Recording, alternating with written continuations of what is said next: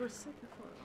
Right, I think we're on. So good morning and warm welcome. Special warm welcome to our visitors, our members of important organisations and community. It's lovely to have you here, and of course our staff who support us. Now we've got apologies from Councillor Collins, Councillor Sayers, Councillor Newman for lateness, and Councillor Newman, we just want to acknowledge, has been doing some very hard work in his community over the security guard who was killed, which is quite tragic for that community, and Councillor Newman has been supporting his community with that. Councillor Fletcher, Walker and Member Brown. Any other apologies? No? I'll move those if someone would like to. Councillor Cole was second. All those in favour please say aye. Aye. Against? Carried. I just... Councillor... Oh, what? Okay. Before we start... Sorry, have you got mine for early departure for a plan change? We'll make that on very serious council business.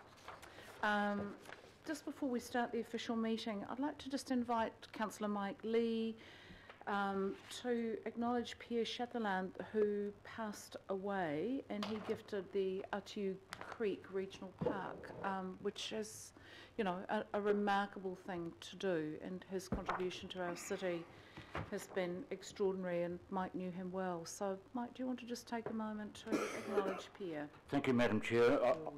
I rise to acknowledge the passing of Pierre Chatelain, who gifted his 843 hectare property, Atu Creek, after a lifetime of building it into a superb cattle and sheep station. It's a coastal property, and I believe on the Kaipara Harbour, one of our biggest coastal parks. I don't know what the value of that land would be nowadays. It would be enormous, but it was a magnificent gesture of generosity on behalf of Pierre and his wife Jackie to gift it to the people of New Zealand in trust to the ARC, at the time the Auckland Regional Council and now the Auckland Council. Such generosity is singular, and we have to admit rather unusual in this acquisitive age. So on behalf of all of us, I salute the passing of Pierre Chatelain. Thank you. Thank you very much, Councillor Lee. We appreciate that, and it will be noted in the record. And as you say, the gifting of such a huge piece of land is outstanding and remarkable and virtually unique. So thank you, and thank you for your work with that too, Councillor Lee. I move on to declarations of interest. Councillor Clow. Yeah, I just a declaration, a bit more interest in the Tofo pathway. It's noted. Thank you. And if anything arises that strikes people that they need to let us know, please do during the meeting. Confirmation of minutes, 10th of April. Councillor Philippaina, do you want to move that? Yep. Cool. And seconded. Councillor Simpson. All those in favour, please say aye. Aye. Against? Carried. Petitions, we have none. Now, two lots of public input today. We've got the Tofo Pathway Project and the College Rifles Rugby Union Football whānau, who are in front of us here. So we might, we'll do Tofo first, if that's okay. I'd like to invite Tony McGill. Warm welcome, Tony. We've got Tim Livingston and Greg Presland, who are part of the trust. Tim, do you want to join us as well? And Greg? Trust and Wave our part of the world. These are people we know well with many hats. But today they're here for the Tofo Pathway. Warm welcome, Tony. So we've got about 5 or so, but more minutes for presentation, and then there'll be questions. Thank you. Thank you. Well, I'm Tony Miguel. I'm the chairperson of the Whau Coastal Environmental Trust, and just here to give you an update on the project and talk to you about some of our issues going forward. Just firstly, I would like to thank Council for the support we've had to date. And certainly has been an outstanding process in terms of support from your Parks Department, Auckland Transport, the 2 local boards, and the and also the mana whenua for the area. So just by the way of introduction, if you're not familiar with the project, so this is a pathway that will link the Manukau with the Waitemata Harbour. You can see it, the link there. So essentially starting at Green Bay, going all the way through to Te Aratu. And one interesting aspect of the project is that it actually provides a link, not only a link across the way, but across the northwestern cycleway. And now there's the cycle network along the along here, along Avondale, and then the proposed network along the railway line. So it actually provides probably about 30 odd kilometres of walking and cycling. And it's quite interesting because with the closure of the paths in the Waitakere Ranges, this will actually become a major destination for alternatives in the west. And you can join it anywhere, so you know you might only want to do a short walk, or you might want to do commuting, or you might want to do a complete loop.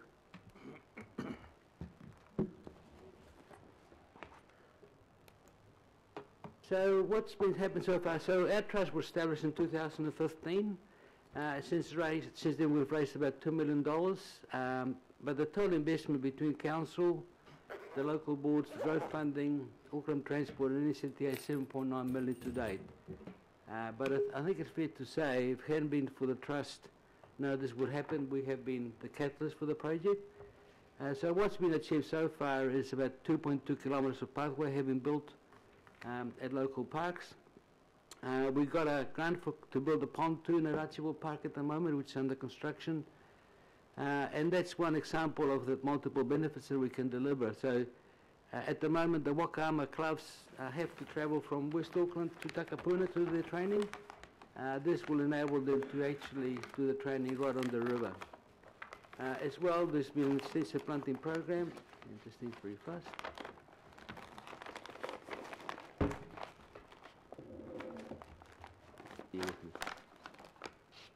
So here's the proposed sequencing. So essentially building in stages. So the idea is to try and complete stages so that we can provide a joined up project. So the first stage is from along Portage Road. So this is already built cycleway. So a link between the end of Portage Road and Green Bay.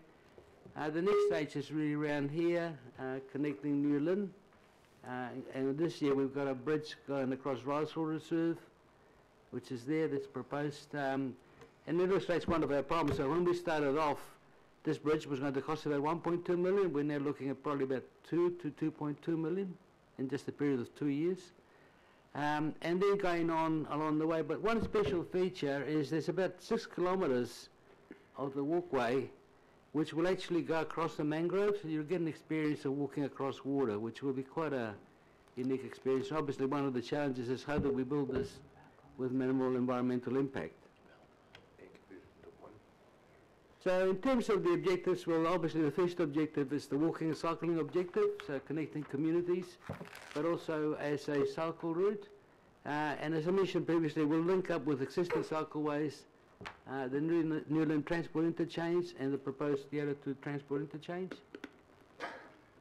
But we also have a number of objectives, so that's one of the things we'd like to talk to you today. So up to now we focus very much on really getting the funding to build the physical bit of work, but we're now looking at delivering on the environmental and community objectives, and we really need to find a way how we can work with council in delivering these objectives. So as well as the normal objectives we mentioned here, we want to look at sharing and celebrating the folk history and culture, integrating it with arts into design.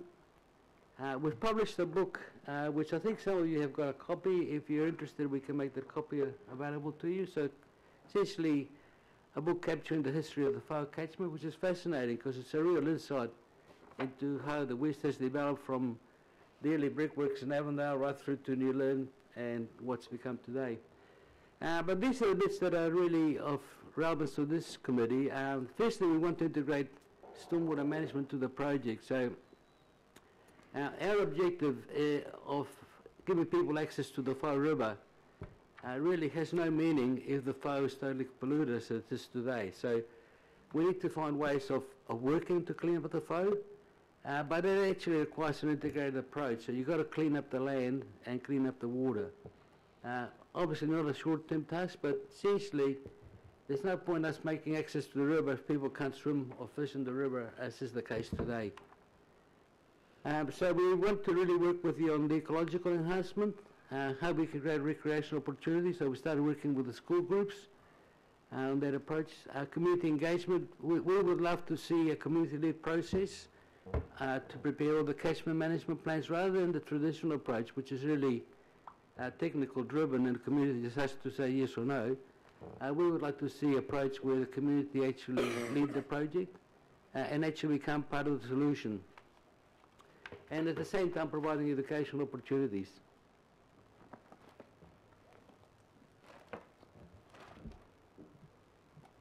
So here's a snapshot of some of the actual beneficiaries. So starting at the far end, you essentially got Green Bay and Blockhouse Bay, right through to New Lynn, Avondale, and Kelson. There's quite a lot of interest now as part of the redevelopment of Avondale of looking at how we can link the town centre down to here. So essentially along Wingate Road, we think there's possibilities to work with Panuku to look at how that can be developed. And then going on through to Glendine, Te Atatu, and so on. So within that area, there's about 98,000 odd residents who would actually directly benefit. It provides a link to 30 local parks, so our vision is this could become an ecological corridor. So essentially you've got the Waitakere Ranges over here. You've got the Northwest Wild Link up the top there, and we think this could become an ecological corridor so that not only do we want to see a clean river, but we actually want to see a nice terrestrial environment which provides a corridor for birds, which is free of rodents, free of pests. You see there's 23,000 schools with 7,000 students, so quite a big cluster in Kelston here, so we started working with the Kelston principals to see how they participate in the project. The kicker is funding. So essentially, we've been told by funders that unless there's a substantial commitment from council, no external funding will be provided. So what that means is what's been built to date will really not achieve much because they'll just be unconnected bits of pathway. So as it stands at the moment, the budget prepared by MWH was 64 odd million with 30% contingency. Unfortunately, the way things are going at the moment, this is likely to increase. So I see in the regional transport plan there's 94 million allocated to the project, but it's unfunded, so there's really no certainty. Without the council commitment, we won't be able to get any NCTA funding. So essentially, for a council investment of about 25 odd million, you would get 64 odd million dollars worth of assets. So we think that's a pretty good proposition. So here are the benefits. So the modelling shows the cost-benefit ratio is 2.4. There's the modelling shows that about 340,000 people would walk and cycle along the cycleway. There's travel time benefits. The main benefits are health benefits, 101 million. Safety benefits are 2.1. And operating costs of 6 million. But what we haven't built in here is the environmental benefits and also benefits of actually bringing communities together. So an example is Archibald Park. Archibald Park, before the walkway was built, was a pretty underutilised park, and even a lot of local people didn't know it existed. So with the cycleway, we've had a lot of feedback that people are actually using it. And we built a loop, so you can actually do a loop. The same at McLeod Park, so people actually can go, do a good bit of exercise, 2 or 3 kilometres, without having to go too far. So in a nutshell, our request is that to include the project in the LTP. We've made a submission along those lines. But essentially, the $7.9 million investment, so out of that, nearly $5.5 million is council funding. So essentially, that investment will not achieve the intended objectives. The funding required of 25 odd million to complete the cycleway. We think it's doable. We've got the consenting process underway, and we expect to be able to get the consent by the end of this year. So it's a project that's pretty well ready to go. It's not like other projects where you're required to buy land or you require consents. It's a project, as soon as we get the consents, we've got the team, we have the project management expertise, we can deliver the project. The trust requires operating costs, so our annual operating costs are about 70,000 to cover things like auditing, accounting, accountability reports. We do a lot of community consultations, so we are seeking a grant towards our operating costs. We'd like this committee, I don't know if it's appropriate or not, to support our submission to the 10-year budget for the funding. And we'd like to really explore with you how we can participate in the environmental management plan. So we've had a preliminary discussion with Barry Potter, but we would like to come back with an overall plan of saying, well, how would a community-led environmental management program look like for the FO? And you could then roll that out in other casements throughout the city. So that's it in a nutshell. I'd just like to again thank you all for your time and your support to date. I'll take any questions. Thank you. Thank you, Tony. And I realise people have had a chance to hear about this through the LTP submission, but I think it's very useful to have a chance to focus on the environmental and community aspects of this. So we've probably got time for a couple of questions, if they're there. Councillor Filipaina. Thank you, Chair. And I'm going to ask around your total investment of 7.9 million. Is that 7.9 million made up of cash or made up of in-kind plus the $2.2 million that you had? Yes, through the chair, it's all cash. It's all cash, it's 7.9? Yes. And then on your, sorry, just a supplementary through you, Chair. So that's 7.9 at the moment, and your budget, you ended up looking at $5 million is your contribution towards it? Through the chair, that's going forward. So for the whole, so in addition to what's been funded to date, we think we could raise another 5 million, maybe 7 million. But essentially, funders have told us that unless we can get a commitment from council, we won't get any more funding. And that 5 million, if you get any, more money, sorry, Chair, this is my last question, I promise. When if you do get the extra, say 5 million or whatever million you get, does that come off the Auckland Council contribution? Yeah, absolutely. So all the money goes to the project, and the project becomes the council asset. Cool, thank you. Thank you, Chair. Thank you, Councillor. Councillor Simpson. Just a comment, if I may, Madam Chair. I would like you to, if you have time, come and have a look in the Oireki ward of a walkway project through the mangroves, so how they've done that, keeping the mangroves, and also the art that's gone into the mangroves to support that, and the environmental project they're doing around filtration of mangroves and planting around that as well. So it's a bit of an environmental project, a walkway and art all in the one place, and just off the Oireki train station. Hang a right and have a look. Great, thanks very much. Councillor Casey and then Councillor Cashmore. Just a comment. Well, loads of people have been to Oireki to experience the boardwalk. The Fore River and its walkways and segments are still largely unexplored by the nation and even by the locals. And I speak as one who does use the Fore River and take pictures of birds, and I'm glad you mentioned birds because the wildlife on the Fore River is extraordinary. So just keep going, keep going, keep going. Thank you, Councillor Casey. Councillor Cashmore. Thank you, Madam Chair. Gentlemen, the 25 million you want over the 10 years, this current LTP we're going into, is that going to be spread evenly through each year? 2.5 per year? I don't think so. I think it'll be lumpy. It will depend on the stages for each stage. So, for example, the first stage, down Portage Road of memory, is about one and a half. The biggest stage will be the bit across the water, which is about 6 kilometres. Then probably will be built over 2 years. That's probably about 30 million. So it will be lumpy, but I think once we look at the funding, we can look at how they can be optimised. And your other partners who are wanting council as a cornerstone funder, are they some of the charitable trusts and so forth? Yeah, so we've been to the charitable trust. We've also been to a number of the other non-for-profit funders, and they're essentially saying, well, we want to see a comprehensive plan. We want to see how the funding is going to plan out.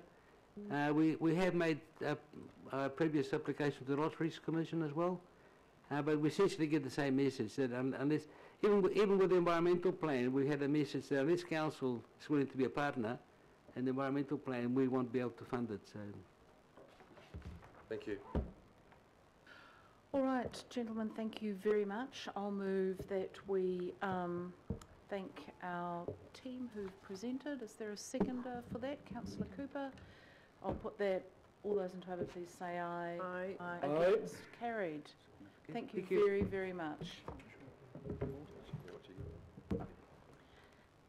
Now, welcome our next group, and we've got our College Rifles Rugby Union Football and Sports Club partnership discussion. And Keith, if I can welcome you forward and bring your team with you, and if you would like to introduce who you've got with you, and the next 5 or so minutes are yours for presentation and then questions. Warm welcome. Tēnā koutou katoa, ko arei te uru taku waka, ko nai tahu taku iwi, ko mangarahu taku maunga, ko wairoa taku awa, ko maungarei taku kāinga, ko Ratcliffe taku whānau, ko Jenny taku whaia, ko Chari taku mātua, ko Keith taku ingoa, nō reira, tēnā koutou, tēnā koutou, tēnā koutou katoa. Kia ora. I'm joined by our past and present club presidents, Kevin Riley and Peter Kempson, Anna Stanley, who is a board member and ex-College Rifles netball player and Silver Ferns captain, Brett Young, Auckland Rugby Union, the facilities manager, and I'm joined by Chris Tautianga, who's an ex-Rifles player and our director of rugby. We're a multi-sports club founded in 1897. We're the only rugby club in New Zealand with a military background, and we host an Anzac parade and service every year, attended by up to 1,000 people. We have a membership across all sports of 6,650, and we are targeted to grow that at 30% over the next 10 years. Our players come from across all Auckland regions, so 24% are from Aoraki, but we also have 36% of our players from South Auckland, 29% centrally, 7% east and 4% north. There are 12 sports operated at College Rifles. We are very proud of the values that we strive to uphold. We're respectful of tradition, innovative, inclusive, a safe environment and sustainable.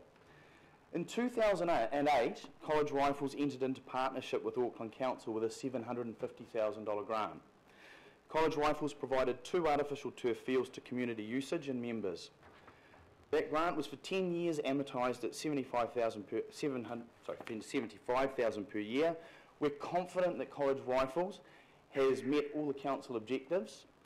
We've maintained the fields to a high standard so that they've lasted the 10 years at no cost to council, and the fields have been made available to the wider Auckland community right throughout that time.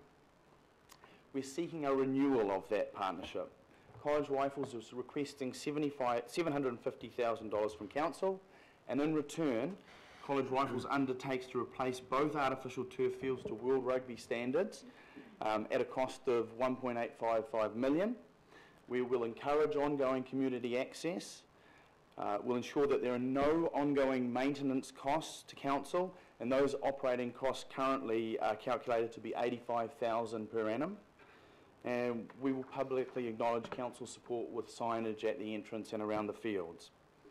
In terms of ground usage, Auckland Council officers estimate that we have usage of over 70 hours per week, 1.5 times other grounds, and we're never closed due to weather conditions. 40% of all rugby in the Aoraki ward is played at College Rifles, and there are over 15,000 participants playing multiple codes at College Rifles each year. There is multi-sports usage. Basically, we accommodate any turf-based sport you can imagine in New Zealand. And both fields allow full match and night activity. Community use of the grounds includes other sports clubs such as Ellerslie Football Club, community groups including Auckland Council itself had a team building day there last year. Also public services such as New Zealand Fire Service, Police and Defence Force, and schools from throughout the region. And with school roles increasing and field space decreasing, we expect there to be more and more demand from schools in the future. There is also considerable casual usage. If you come down any weekend, you'll see families kicking a ball around when there's no other organised competitions.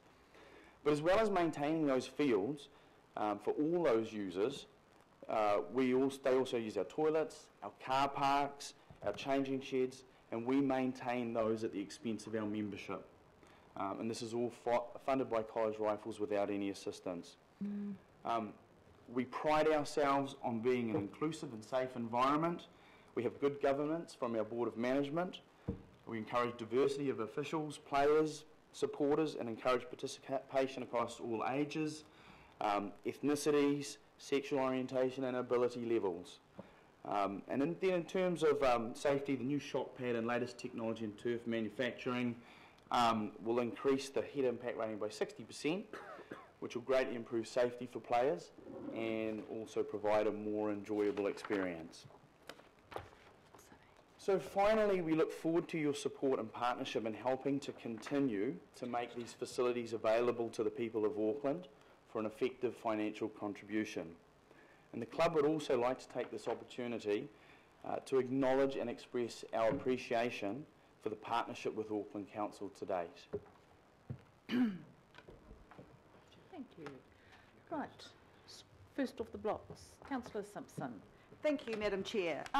So thank you very much for that presentation. Could you just confirm, please, what has been your contribution since 2008 financially?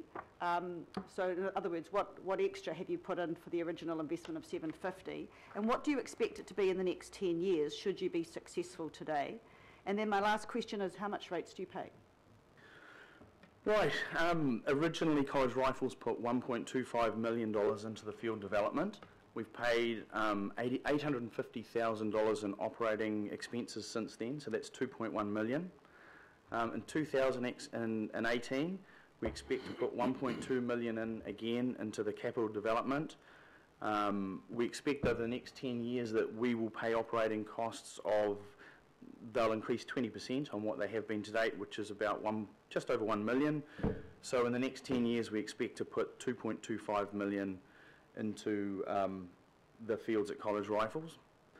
In terms of rates, Kevin, you've got that figure? Well, in past year we've paid nearly $26,000 in rates. What the future holds is up to you, ladies and gentlemen. 10 years, 260-odd thousand minimum. In addition, because going back to the community use, we pay $20,000 a year in disposal of rubbish alone. And so, whilst the popularity of the field is very pleasing, you will understand that the cost to us, which we are bearing outside of the field use, is quite substantial. Thank you for what you do. That's fantastic. Yeah. Thank you. Thank you. Good question, Councillor Simpson. Councillor Watson. Thanks.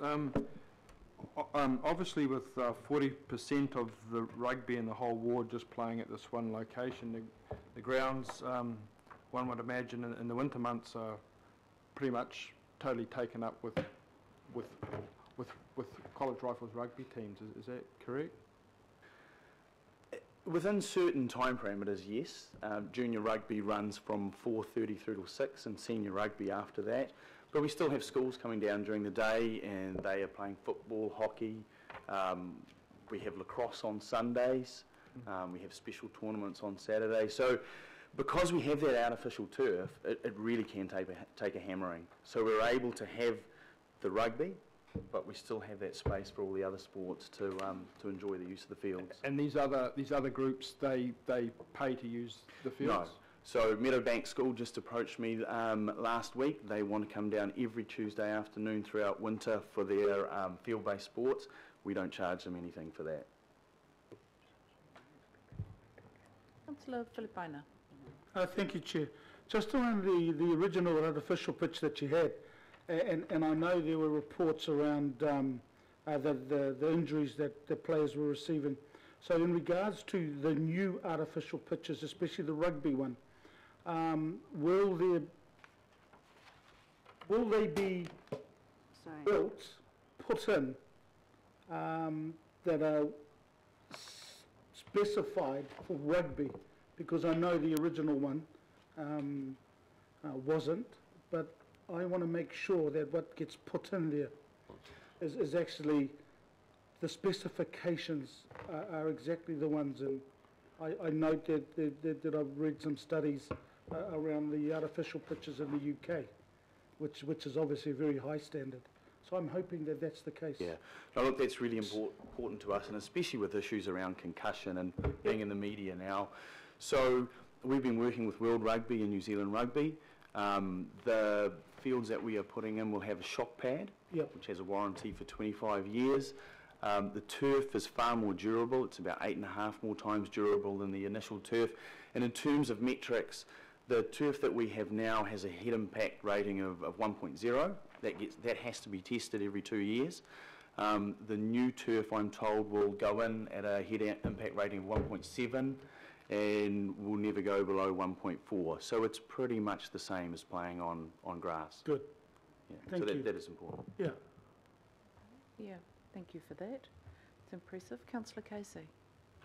Oh, College Rifles has got a long and proud history, starting back in 1897 with the Volunteers.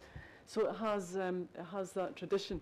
But what really pleased me in this and in what I heard this morning is the words inclusiveness, diversity, and women. And I'd like you to spend the next 2 minutes telling me about women in your club, especially the new competition for girls that you started in 2016.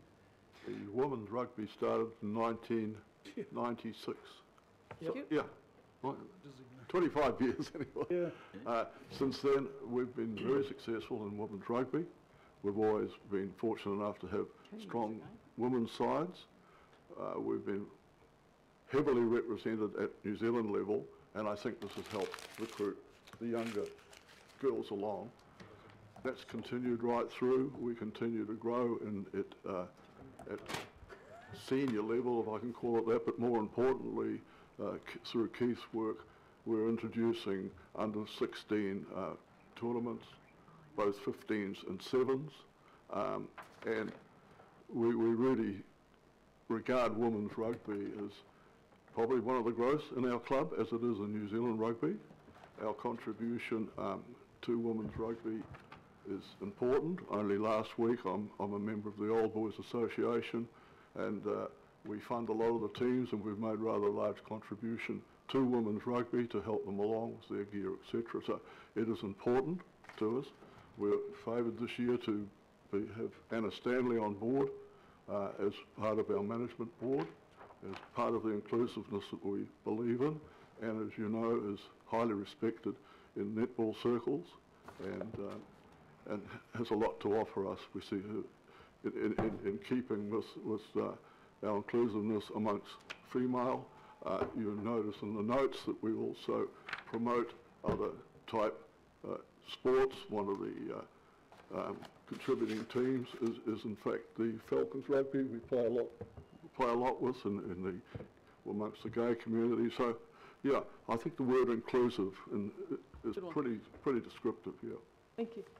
Thank you. Fantastic, what a great answer. And I bumped into Dion from the Falcons yesterday, who's nursing a very sore knee, but hugely appreciative of the inclusiveness that rugby is now extending to the LGBTI community, and long may that last, and good on you.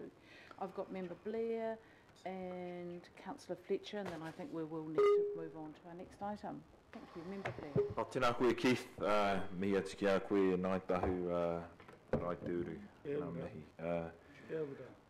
I'm still playing rugby, unfortunately. So I was interested in the head injuries, which my wife says continues on a daily basis.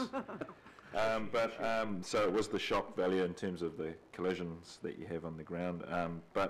So our councillor Philippine's already asked that question. Mine's around what do you consider the 3 success factors of your club? Is it history, governance, or I'd like you to Gosh, that's a good question.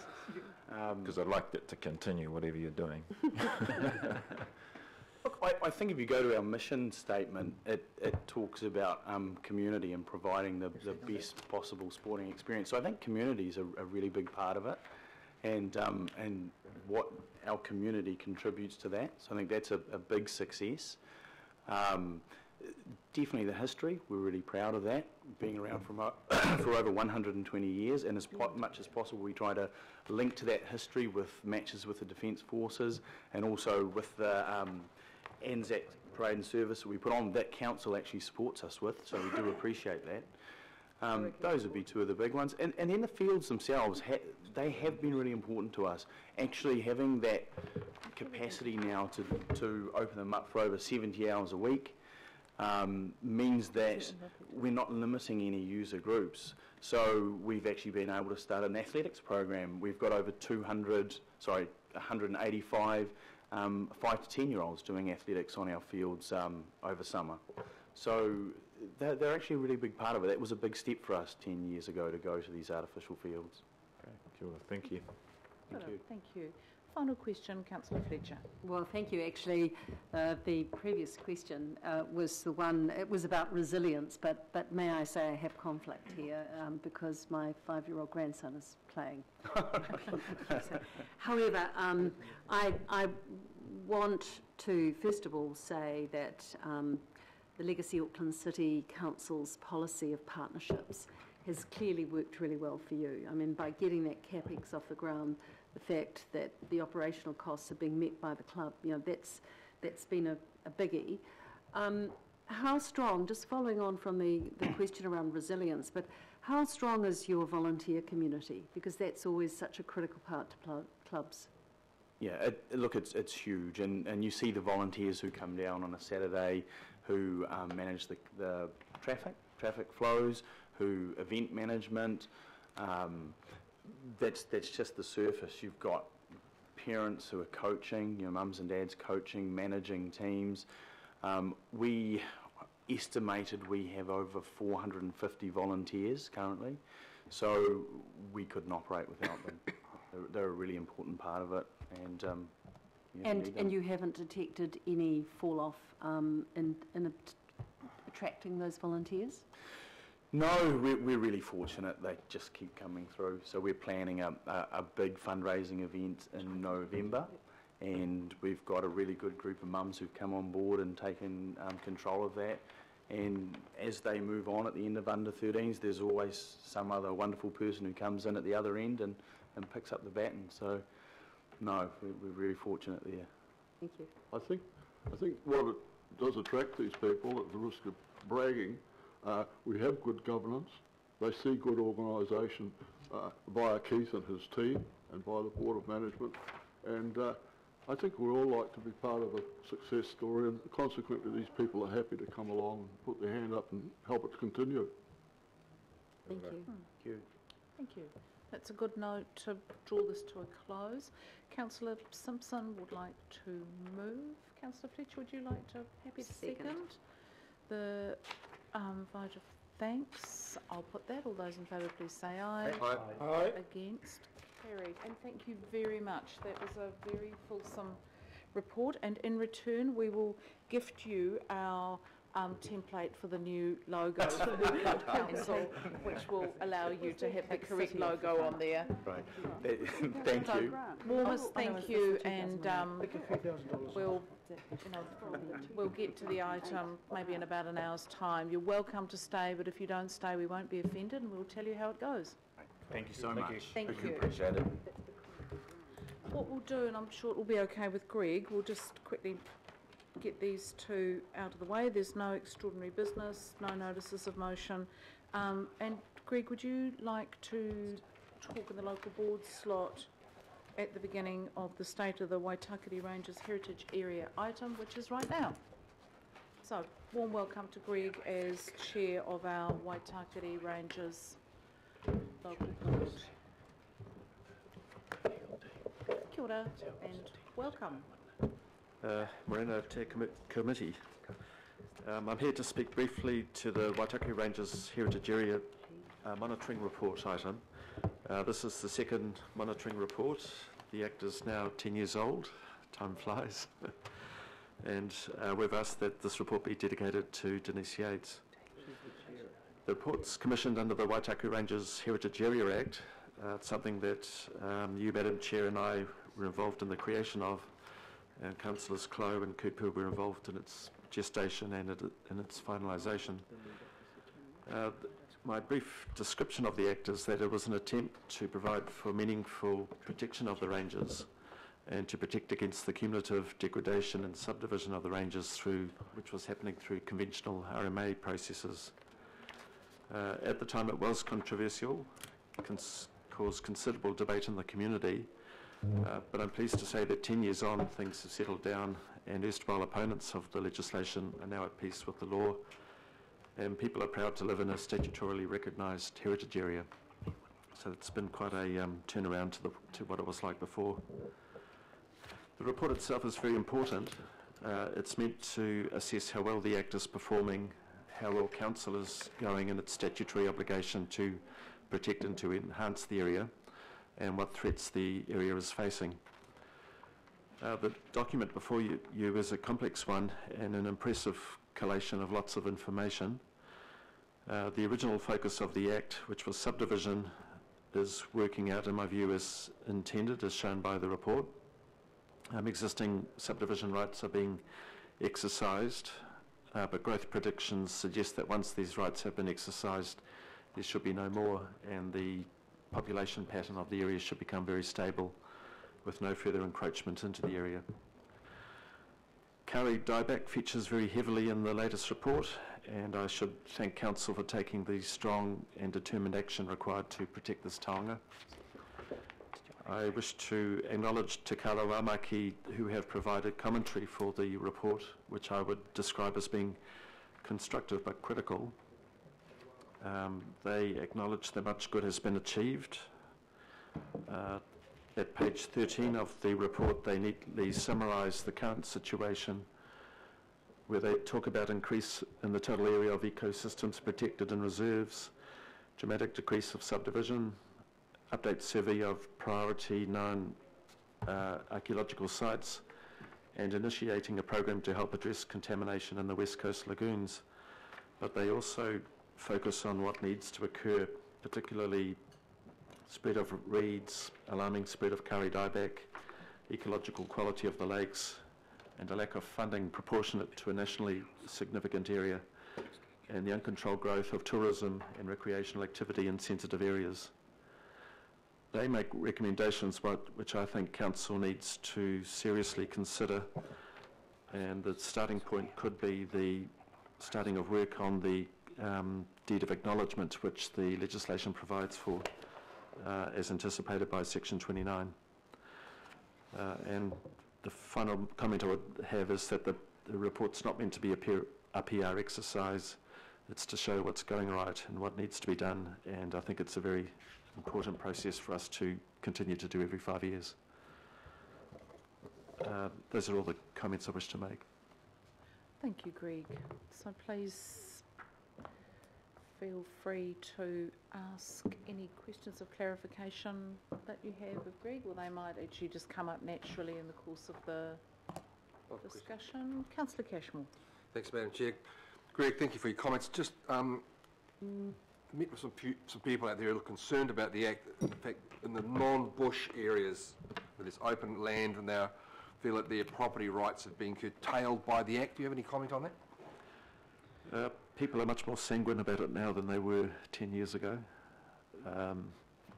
It's settled down. There's still quite a bit of friction right on the edge of the heritage area, particularly in Oratia, and there's properties on the wrong side of the boundary who would love to be on the other side. Yes. But the trouble is, if you wish to draw a hard boundary and give certainty, then you do need a boundary that is secure. So I could probably name the people who are very concerned about what's happening to their property, but apart from allowing continuous incremental degradation of the area, I think you have to hold a hard line. Thank you. Okay. Question for Greg, Member Blair. Kia ora, Greg. I'm here for. You just mentioned deed of acknowledgement with the Te Kaurā Maki Ngāti Whātua Ōrākei. What needs to be done here to progress that? And I'm also going to refer to the co-management and co-governance steering group. Just what needs to happen here, in your opinion? I'm sure that in designing the deed, the co-governance would have to be addressed, and that would be a major part of the deed. I do not know where it sits within Council's work processes, but it was there at the beginning of the Act, and it was something that was meant to be done at some stage, although no timeline was given for that. So just a supplementary, we need to find out where it sits in Council in order to progress this. Is that with our Head of Governance? So perhaps, Member Blair, can we wait till the item and ask that? We'll actually have the staff here to do that. Councillor Cooper. Thank you, Greg. Thanks for coming in and for your board's part in this. That's really critical. My question's around the conclusions around pest, plants and animals. And we know now that it's going to be even more difficult to have people, you know, with the bait lines, etc., with having people in the ranges. We know that more walking around spreads Kāori dieback. Has the board got any views around alternate ways of pest management in terms of fauna? Just that we have to have a big think about where the pest lines are. The first 5-yearly monitoring report suggested that the pest lines and the bait lines were possible causes of spread of the disease. So I think we just have to remap them and keep them well away from Kāori. And I wish there was a simple answer to that, because we're facing either degradation through the loss of Kāori or degradation through pests, and it's a matter of which is going to get worse. I have to look at alternatives. Thank you. Thank you, Councillor Cooper. Okay, thank you very much, Greg, and we'll note the local board presentation. I'll move that. Councillor Cooper will second. All those in favour, please say aye. Aye. Against? Carried. Thank you. Thank you. Right, I'd now like to invite Erin up, and just before Erin starts, I do want to acknowledge what Greg was saying. I think for Councillor Cooper, Councillor Clow and myself, this has, you know, been it's certainly 12 years ago, prior to the Act getting passed, 12, 13, 14 years ago, I know in conjunction with Councillor Lee and the Auckland Regional Council, Paul Warbrand, Sandra Coney, and a small group of us, we negotiated this with the very people that Bill Cashmore's talking about, and we tried to strike that balance between the landowners and the people who opposed this loudly at very large meetings in very large packing sheds in Oratia, and our environmental community who accused us of not moving fast enough. And we negotiated this over a course of, I think, 1 or 2 elections where this was a hard-fought issue. We worked particularly closely with Te Kaurau Amaki and the Heritage Area Act was born. It hasn't been a panacea, and nor has it solved all the problems with the Waitakere Ranges, as everyone would have observed. You know, we're right in the middle of the battle for our Kāori, but it certainly has been a very good state of the environment report for this area. So I realise, and we will talk about the issues of co-management and co-governance and the process for discussing that. But the focus for today is actually the what is effectively the state of the environment report for the Waitakere Ranges. So I would like to hand over to Erin, who has been part of this right since the beginning, and just acknowledge you, and I was going to say your team, but a lot of this is just you, Erin, doing this work. So on behalf of the West, thank you. Well done. We're in your hands. Good morning, Madam Chair. Thank you for those kind words. There is a large team behind me. I couldn't do this without them, and I thoroughly appreciate their effort. I have a series of PowerPoint presentations to run through, and I understand you have hard copies of those. It's on the hub as well. I'd just like to, the image on screen is Huia and the earth dam that is the Lower Nihutupu and that in itself is a feat of engineering, and we chose Huia as the cover page because that is where Denise Yates resided, and so we thought that would be a useful and appropriate image to place on the front cover. This morning I'm just going to run through the highlights of the document. The document itself is nearly 300 pages. I'd just like to say that it is an aggregation of information, data and input from council departments, CCOs, members of the public, community organisations and every other nook and cranny that we could find, and so it has taken the better part of a year to put together. It's meant to be a monitoring report, and so it is not a policy-making document. The intention behind it is that this assists you, the governing body and the local board and the other committees, to make decisions about the Waitakere Ranges heritage area. And I know that you've been rather exercised by the issues associated with Kauri dieback. And one of the observations I've had about that is that there is a great deal of land in the ranges that is not in the regional park, and there's the better part of 20,000 people living there. So it is a very complex and fully meshed environment that is not just about the environment, and so I'll run through the various topics, and that will help illustrate to you the findings over the last year or so of work.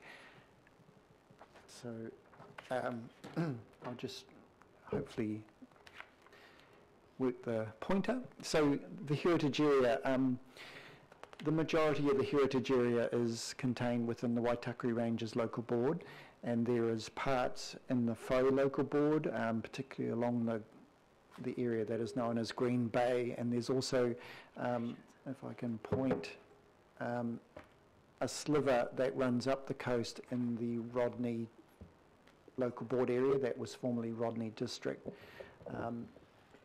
As I understand it, while that is the current boundary, the forest actually continues on in the hinterland away from the coast and further north. So I think the Waitakere Ranges Local Board has pretty much taken the lead on a lot of this. We, through staff work, continue to provide advice to the Faux and Rodney local boards as they ask for it, and when we have information that might be useful to their consideration of their part of the Waitakere Ranges. The Heritage Area Act itself, which is now 10 years old, Council is charged with the duty of giving effect to that, and that is partly through developing and implementing what are known as local area plans, utilising the resource management framework, which is the unitary plan and resource consents, having regard to the Act when making decisions which are either policy or operational across the Council, and also the Waitakere Ranges Regional Park Management Plan, which is obviously a large component of the forest. In terms of monitoring, the legislation requires that we report at 5-yearly intervals on the state of the environment, our progress towards achieving the objectives of the Act, and there's a number of those, and also the funding impact from activities that are occurring in the Act. So we've tried to do that in the report. Through the development of the report, we've engaged with Te Kauaumaki and Ngāti Whātua, and also we've also met and provided public information evening to hear from members of the public who have an interest in this, to glean from them gems of information and leads to follow up in terms of data and information to contribute to the report. And as I've said at the start, we thought it appropriate, and the local board endorsed dedicating the report to Denise. And in terms of the local board, They have a focus on the local area plans. 5 of those have been completed, and the board continues to implement the actions identified in those. And their local board plan is reflective of matters to do with the heritage area as well.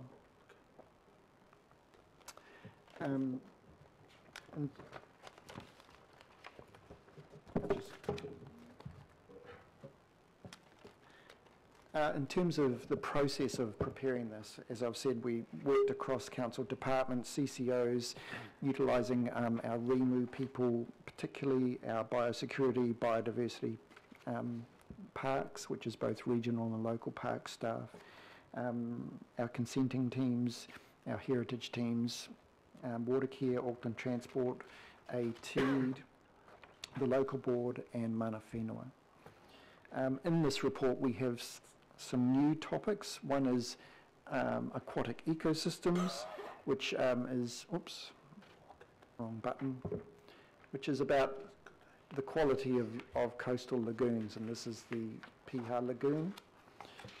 We've also had work done on the darkness of the night sky, and this is the night sky at Whatapu in terms of the stars that you can see, and also engaging with Watercare to talk with them and have them provide information about the water catchment, and this is the Nihotupu spillway, which in itself is an incredible piece of engineering.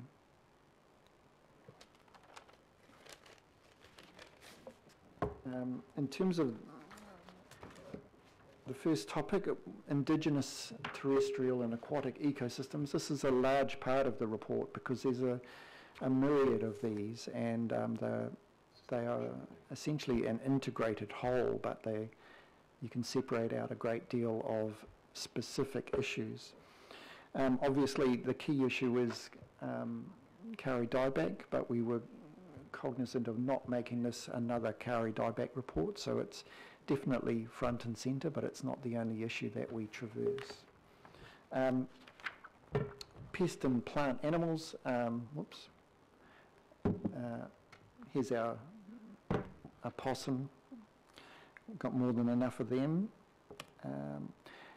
And what we've found is that plant pests and animal pests continue to make inroads into the ecological integrity of the heritage area, and there's in our community section there's a massive effort on behalf of community groups, local people and council organisations working on these issues. This is a long-tail bat, and the local board has supported further monitoring and investigation of these little critters. It is now known that they actually spread as far as Henderson Valley, Opanuku, and whereas previously 10 years ago they were thought to not actually be in the Waitakere Ranges, so we've done a lot of work there. I've yet to see one myself, but as you can see they're tiny, and one day maybe. We've also added lots of land to the park in the form of 98 additional hectares, and 34 of those 98 hectares is ecologically significant habitat.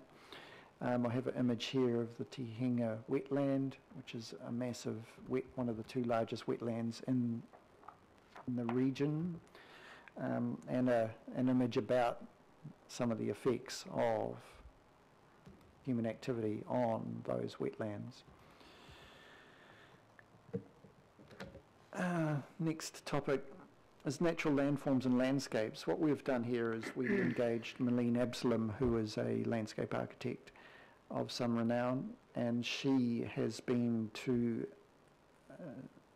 a number of places between 50 and 100 places in 2008, 2012 and 2017, and taken photos of the same landscapes over that time, and has provided us with a report.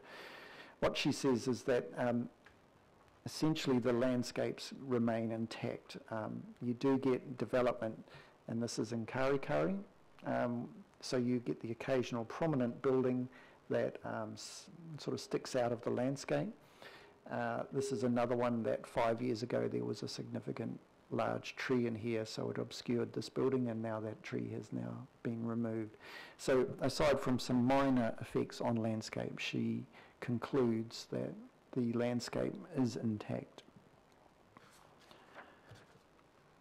One of the big topics that has emerged in the last 5 years is recreational use of the heritage area, and you've heard a great deal about this in terms of the Kari dieback context. This is car parks. You know, this is the sort of thing that happens every week at places like Piha. You know, we have the Hillary Trail, which, you know, is now sort of closed. We have campgrounds, this is Piha, and lots of walking tracks, and you're well familiar with those issues. We'd also note that the number of concessionaires, which are people who are licensed to take people into the ranges, has grown over the last 5 years. And filming, whether it be television commercials, television shows or movies, or corporate images, is the largest commercial activity in the ranges, and the beaches are a regular use, and also the forest. We've also just been interested in the use of social media in terms of recreation, and we've heard from our regional parks people where they see increasing people on tracks where social media has advertised the existence of tracks, and also off-track activity. We've also come across a thing called geocaching, which is a sort of an orienteering, and there's a lot of off-track geocache sites that people can go and click onto and add to the geocaches that they've been to. So heritage is a mixed blessing in that lots of people are using the opportunity that the heritage area provides, but there are issues associated with the volume of people as well, and what they do when they get there. In terms of development and consent activity, there's been a marked reduction in the number of subdivisions and land use consents. It doesn't mean that all development has stopped there, and I note, Councillor Cashmore, that your question was very pertinent 10 years ago, and in the last 5 years we've been through the unitary plan process where the former Waitakere City Legacy Plan provisions have been translated into the unitary plan. However, most of the consenting activity in the last 5 year periods was under the old Waitakere plan, so we're suggesting that the next 5 year report in 2023 really applies some scrutiny as to how the new provisions are working. What we've seen is that subdivision activity has reduced markedly, down from 110 or so subdivisions from 2008 to 2012, down to about 36 from 2012 to 2017. And there's a consequent reduction in the number of land use activities. My suspicious mind suggests that maybe people are just getting on and doing it without obtaining consents, but we have no real basis other than my suspicious mind for that. So, what we see here, this is a building in Piha. This is the sort of activity that is happening, new driveways which are white concrete with amenity planting alongside, and the occasional building that is currently prominent in the landscape. This is one of Malene Absalom's photographs, but her view is that in 5 years, when the vegetation has grown, that these types of buildings will be far more obscured. People and communities, this was often considered to be the lost part of the Heritage Act, and there are 20,000 people who live there. There's many small businesses that operate in the ranges. We have the Huia store here, which is definitely worth an ice cream if you ever go past. Titirangi is our main town within the heritage area, and this is a planting day for a community group. There's definitely less people here than the rest of Auckland, and the population remains somewhat static. We've provided some census data where we could about the demographic profile of this group of people. What we've found is that, you know, essentially everybody who lives there is passionate about the ranges, and that is given voice through many community groups and organisation, and also the volunteers and the surf clubs and the emergency services and all of those other types of activities. And so a very motivated group of people who actually do a great deal to assist the well-being of the heritage area itself. Heritage and scheduled trees. Following on from the 2012 report, the local board has provided funding to our heritage department to do further archaeological work all along the Manukau coast and up through to Piha. So we report back on that, and what that has been a large process of data cleaning. Often we would have several different notations for the same heritage site, and then going out on and actually identifying where the actual site is. So the image on the left here is a midden on the Manukau foreshore. We've also been through the unitary plan process, and that has included identifying significant trees, and here is a rather large Pōhutukawa.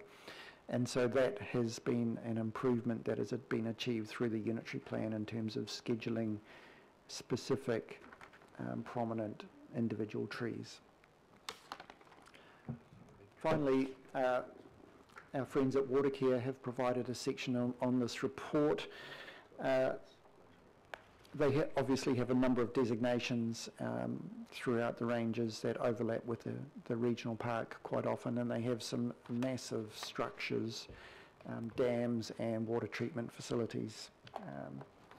The dams themselves are iconic and dramatic, and they actually provide for some stunning landscapes. The Waitakere Ranges provides 19% of Auckland's drinking water, and so it is a significant strategic asset in terms of the ongoing ability of Auckland to operate. Watercare do a large number of programs in terms of water quality and water monitoring, and here's a chap doing water quality testing. They also work in terms of supporting fish passage through their stream systems and weed and pest management within their catchment. So we've got a new section compared to the 2012 report, which identifies the activities of Watercare. They have some new and increasing challenges, Watercare say, in terms of bacteria and algae in the reservoirs, and so they are constantly having to refine what they do and how they manage their water supply. That's an ongoing challenge for them. So that brings me to the end of the summary of the report. It is large, and following the approval by this committee, all going well today, we expect to print the document, and the local board and ward councillors are discussing a launch event, and there will be a summary as well provided, which will be also available for people who are interested in the headlines but not the detail. Thank you, Madam Chair. Fantastic presentation. Thank you very much, Aaron. Right, I'm sure there will be questions. Councillor Clow.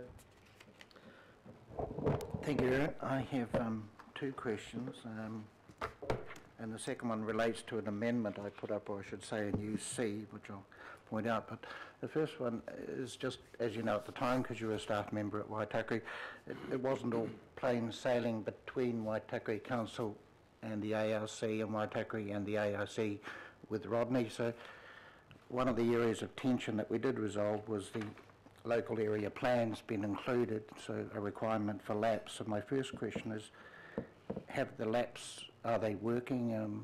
Okay. Yeah, So that's my first question. The second question is the issue of the rangers stopping at Teihanga because we really could not convince Rodney to embrace the concept and the concept and the vision of having it, and therefore if you could just comment on how much further the ranges actually extend beyond Teihanga. I mean, it's a couple of kilometres, but if you could just, and how much of that is actually just pure bush. Just two questions. Through the Chair, the first question, the local area plans, there is currently 5 completed, one for Oratia and one for Henderson Valley / Waiatarua, one for Bethel's Tahinga, one for what we call Muddy Creeks, which is Waimar, Woodlands Park, Parau, Langhome, and sorry, one for, yeah, so that's where that's the local. Rangi, has that been completed? No. So there are a number of areas in the heritage area that do not yet have a local area plan completed. Through the local board, they utilise the actions identified in the local area plans to inform their local board plan and also the work program that they advocate for with council departments. The board has seen that across the 5 local area plans there's well over 100 different actions, and so they made a decision a couple of years ago to not fund the production of any further ones, but to rather focus on what they had in terms of implementing those actions. The monitoring report makes a recommendation that additional laps be worked on and completed. So it's a work in progress. Does that answer your question? Yep, that's fine. And secondly, I have to say I wasn't intimately involved in the development of the boundary of where the Rangers heritage area was. I understand that there is forest further north in what was old Rodney district that could usefully be added to the heritage area. The process for doing that is through a order in council by Parliament, which is somewhat easier than removing land from the heritage area, which takes an amendment to the Act. And so there is engagement with central government associated with any addition to the heritage area. To establish exactly where that boundary might be, we would need to engage some ecologists and forest savvy people to understand where the extent of that is. And it's not necessarily just forest, it's also the wetlands and river systems that are attached to that area. So there would be some investigation work required. thank you, Aaron. I suppose I'm hoping that one of the Waitakere Rangers councillors will second this amendment. I'm actually happy to move the whole ABC, and if you second that. Right. Now, any other questions? Councillor Cashmore. Thank you for the report. Very simple question. Those little villages we have on the boundary of the Waitakere Rangers Park, are they expanding in size much? Through the chair, generally not. What we've observed is with the reduction in the number of subdivisions, what is actually happening is that there is a large number of essentially vacant sites that are now being developed, and they were subdivided in the 1960s, 70s. So they've lain vacant, but given the housing issues in Auckland, they have become more viable in terms of putting houses on. And so the land use, the number of houses continues to increase, but it's not necessarily via substantial subdivision. It's the development on existing individual blatant lots. titles. Yes. Yep. Okay. Thank you. Thank you, Councillor Cashmore. Right, I will put the recommendations. I've moved. Councillor Close seconded. All those in favour, please say aye. Aye. Against? Carried. Thank you very much. Thank you very much, Erin. Appreciate that huge effort that's gone into this, and Greg, thank you to the Waitakere Rangers Local Board for their ongoing stewardship and passion for this wonderful area. Thank you. Right, we might, members, in keeping with sound and sensible health, I'm actually going to recommend a 5-minute break, and I'll tell you for why. My Fitbit tells me every hour when we should move, and having just read an article published by one of the very reputable medical journals, people of our age should move every hour. So please get up and move, have a very quick comfort stop, and we'll be back here in 5 minutes. Madam Chair, I think that's a really good precedent to set. It is sitting as the cancer of our age. Absolutely. Yeah. So we have my Fitbit holds the power for this. Do I need to?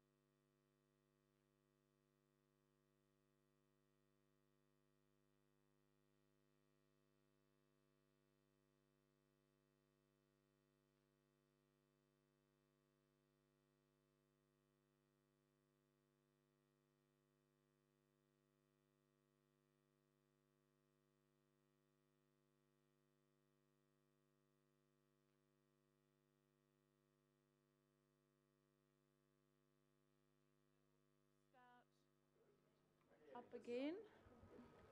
My experiment may have been a dismal failure. I thought everyone would rush back in 5 minutes, but I'm never one to give up. We'll got 1, 2, 3, 4, 5, 6, 7, 8, 9. Now we've got, and apologies for Linda, she's gone to a hearing. This plan change hearing. And whilst we're not here, conflict as well. What? Age-friendly city, you're already old. You just show a bit of respect, mate.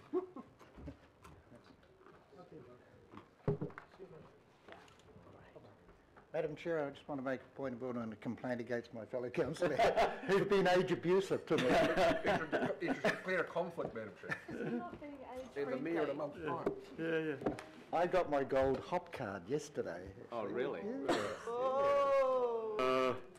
Actually, the three of you together are a bit of a kind of a little... Oh, that's no way to talk about Councillor Casey. Getting there. When do we get our young people hop card? Yeah, I know. Oh, I don't know whether getting everyone up and moving was a good thing to do. I think Richard should move the next item. I've already got a whole cascade of enthusiasm for this one. So I think we're 1, 2, 3, 4, 5, 6, 7. Yep, we've got a quorum back. So welcome back, everybody. Apologies for the quick delay. Our next item is a really positive one, and I'm actually going to ask the Mayor to speak to this, and he's got a very sensible recommendation here. So, Mr. Mayor, looking youthful, young and vital, I might say. Yeah. Thank Deputy Mayor's just passing me his glasses in case I need them, and really I'm moving this on behalf of my senior colleague, Councillor Ross Clow, who has attained the reputable age of 65 and therefore is a senior and knowledgeable person. Madam Chair. Keep to the facts. Yeah, look, I've got no problem with the recommendation on the next item. And we should be, obviously, we want to make Auckland an inclusive city that's friendly and responsive to all people, regardless of age, race, colour, or creed. But I wasn't part of the council when a decision was made not to sign up to the Dublin Declaration, which is the World Health Organisation recommendation for cities to join up to a network of age-friendly cities. And I thought there must have been something in the recommendation that made it not possible for council to be part of it.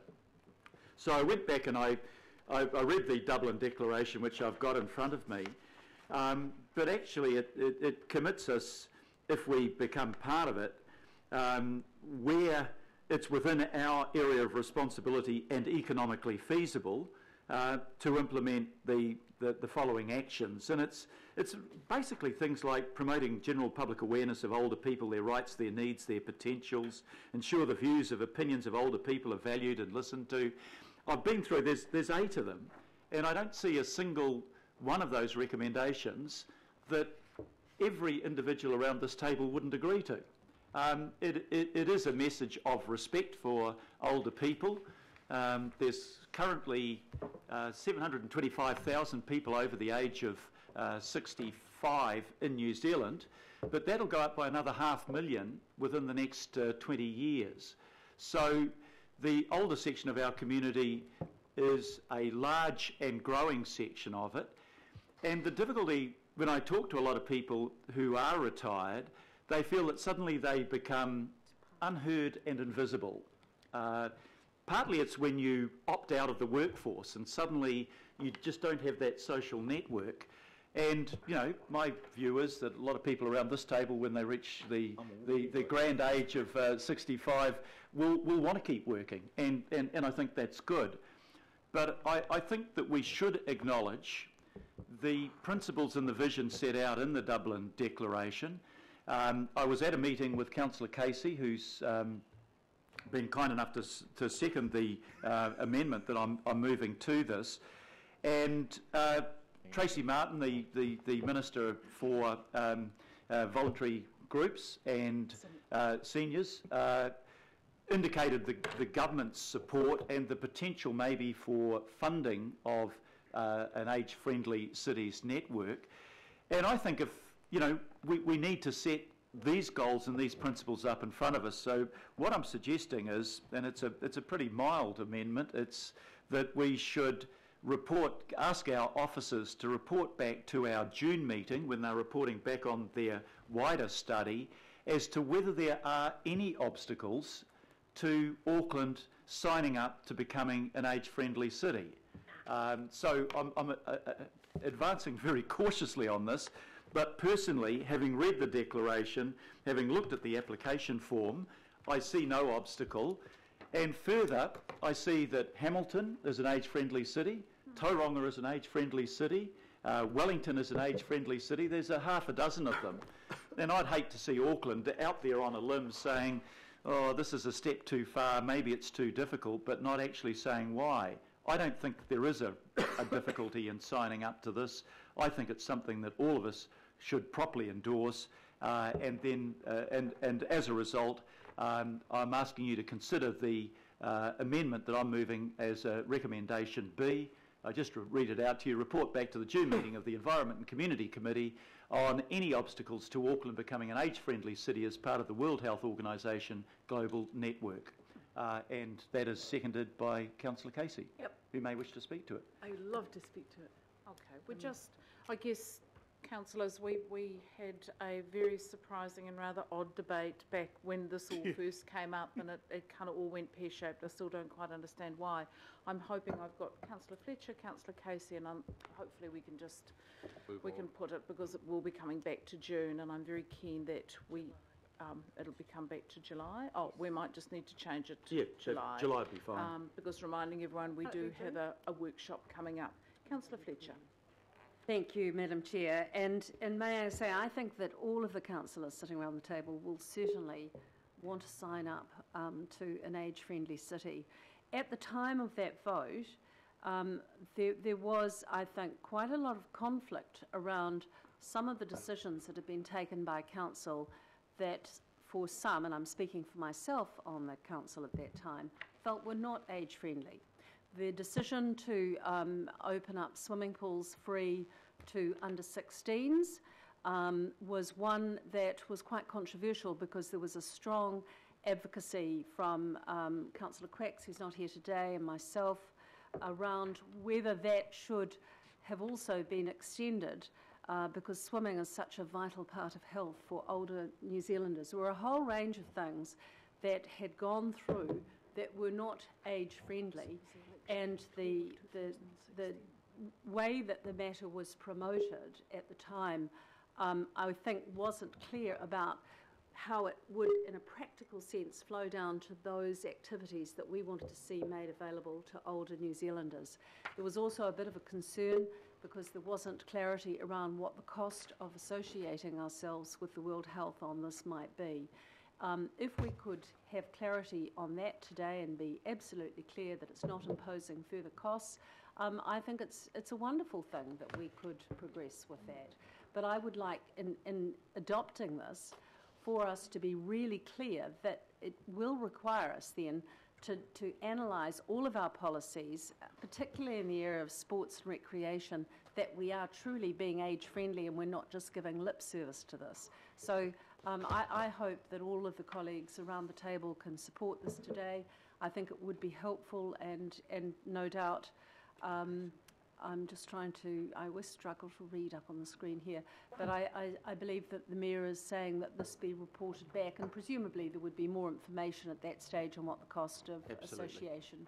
But I support this. I think it's a good idea, and I hope we can do a lot more to make Auckland a place that is affordable and accessible for all Aucklanders, but most particularly for older Aucklanders. Awesome. Last quick word, Councillor Casey. This is for Janet and David and Judy and Roger and Mary and all the members of the seniors panel who are sitting at a television screen right now watching this. What the Mayor has done is asked for a report on objections to becoming a World Health Organization age-friendly city. It's going to be a short report. It'll have 2 words: no objections. There should be no objections. There's no objections to this at all. And I don't know why we're not doing it today, but July's as good. July's as good as it comes. We need to do due process, and you're a process person, Desley. So it is coming back. But I do want to talk about, we have to look back at what happened. Every single time you have heard from the seniors panel, you've heard them ask for this. Why is it important? The Mayor's outlined most of the reasons. It's about raising visibility. It's about 1 in 10 Aucklanders are over the age of 65. It's about saying, you matter. We want to take your needs into account, not everybody else's needs, your needs. And that's why at the moment, when the Local Government magazine did a feature on what councils were doing for the older populations, we weren't in it.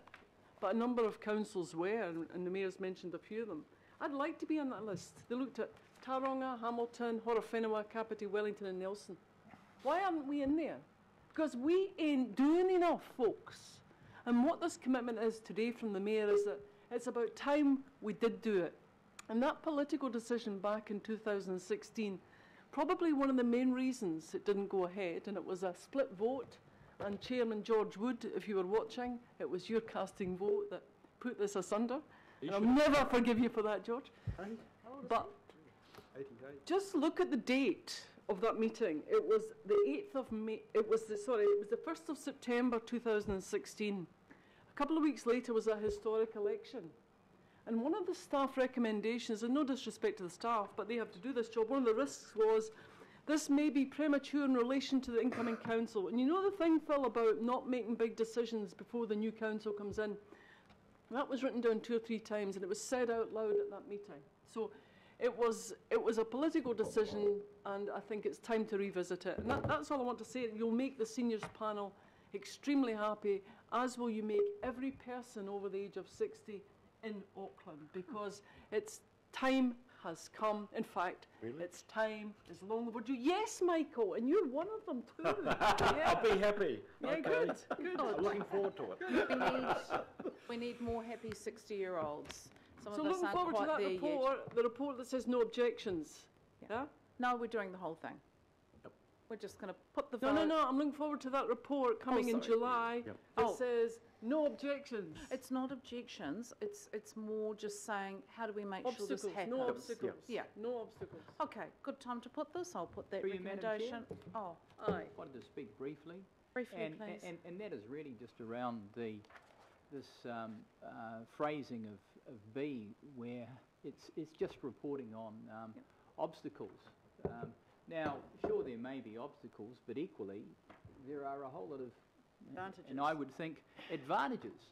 So I would hope that it's not just obstacles, and I question whether we want to put obstacles in there. I mean, somebody reading this would look at it and they'd think, gee, they're looking for the reasons to knock this. When in fact, I would hope that is not the case. But that's what you would pick up from reading it. All right. So I don't know why we don't just eliminate obstacles. Okay, let's not make a meal of this and overthink it. I think we can just change that word and turn it to the positive. Can we just speak, just speaking to that, I'm happy to amend it accordingly, that on the advantages and any obstacles too.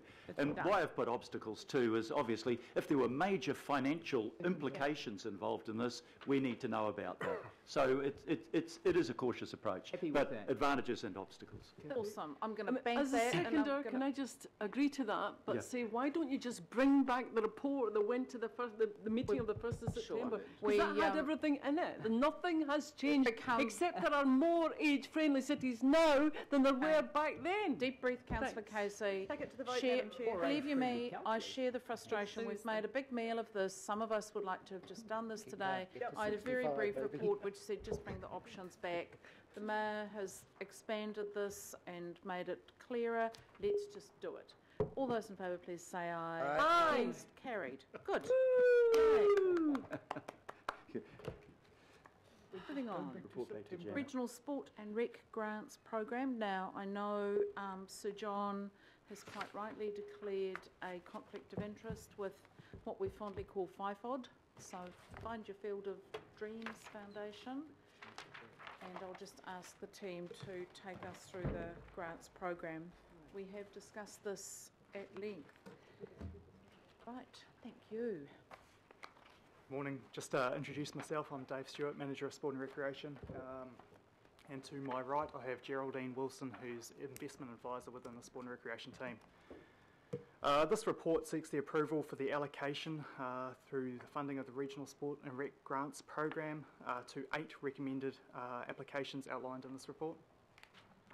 These applications have been assessed for eligibility against the Community Grants Policy of 2014 and assessed against the Assessment Matrix criteria, which incorporates the Pilot Outcome Measurement Tool. The applications were also discussed, as the Chair has mentioned, at the Environment and Community Committee workshop last month on the 5th of April. 28 applications were received, requesting a total of $1.5 million with an available funding pool of $508,000. Of the 28 applications received, 8 were considered strongly aligned, 11 partially aligned, and 9 not aligned to the Community Grants Policy 2014. This was also looked at through the lens of the Auckland Sport and Recreation Strategic Action Plan. Staff will support organisations whose applications are ultimately unsuccessful by encouraging them to seek other funding options, such as local board, local grants, or working with them to develop their application for future years. The grants program supports regional sport and recreation organisations to deliver regional programs through the allocation of grants for operational project costs. The grants program also supports all Auckland's diverse communities wherever in the region they may live. The purpose of the grants program is to provide or support easier and more affordable access to populations with low participation rates in sport and recreation, particularly Maori, children and young people, populations with health and wellbeing needs, those facing other barriers such as transport and information. The grants program seeks to enable sustainable organisations and initiatives whilst avoiding organisations becoming financially dependent on Auckland Council. The 8 strongly aligned applications are the Auckland Basketball Services Limited Free Ballers Program, which uses outdoor basketball spaces to grow junior participation. It's an innovative program which I guess removes some of the cost prohibitive issues with indoor court facilities and hopes to reach youth that would otherwise not be involved in the sport. The Blind Foundation's Community Life Enrichment Program, which includes partnering with other disability groups, increasing accessibility to local clubs and groups, increasing confidence in activities, growth in youth leadership, training and developing volunteers, and the evaluation of the program. The John Walker Find Your Field of Dreams organisation, or known as FIFOD, there's 7 initiatives, 7 programs under this mantle: the Community Swim, Primary Sport, Blend Sport for visually impaired youth, the Youth Leadership Program, the Run, Jump and Throw for Gold program, the Throw for Gold and Lift in the west, and also Lift for Gold in the south. The Auckland Paraplegic and Physically Disabled Association, known as ParaFed, is applying for funding to provide hubs of activity for youth and access to events and games. The project includes a kids club for 5 to 11-year-old youth, and also basic sports skills and youth club for 12 to 17-year-olds to develop leadership skills through outdoor recreation.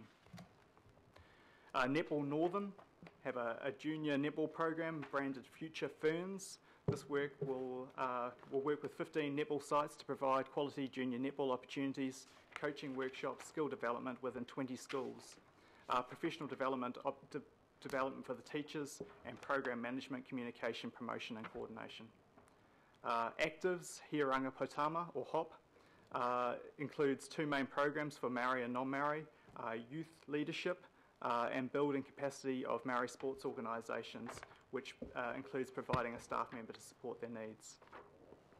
Active's Active Asian program, which includes increasing the hours of 4 part-time Active Asian community coordinators across the 4 regional sports trusts or partners to deliver Active Asian volunteer program. This includes walk leader training, extension of the spike, spin, smash, shoot programs, and increasing the digital marketing using platforms like WeChat. And finally, Hockey New Zealand, which is a wider regional hockey program, participation program, seeking a contribution to community, operational costs for the junior hockey programs, including Small Sticks, the winter and summer hockey, Renegade hockey, and a pilot Seek community program. Awesome, thanks Dave. Anything to add, Geraldine? No? Councillor Filipaina, you're happy to move? Yep. And do I have...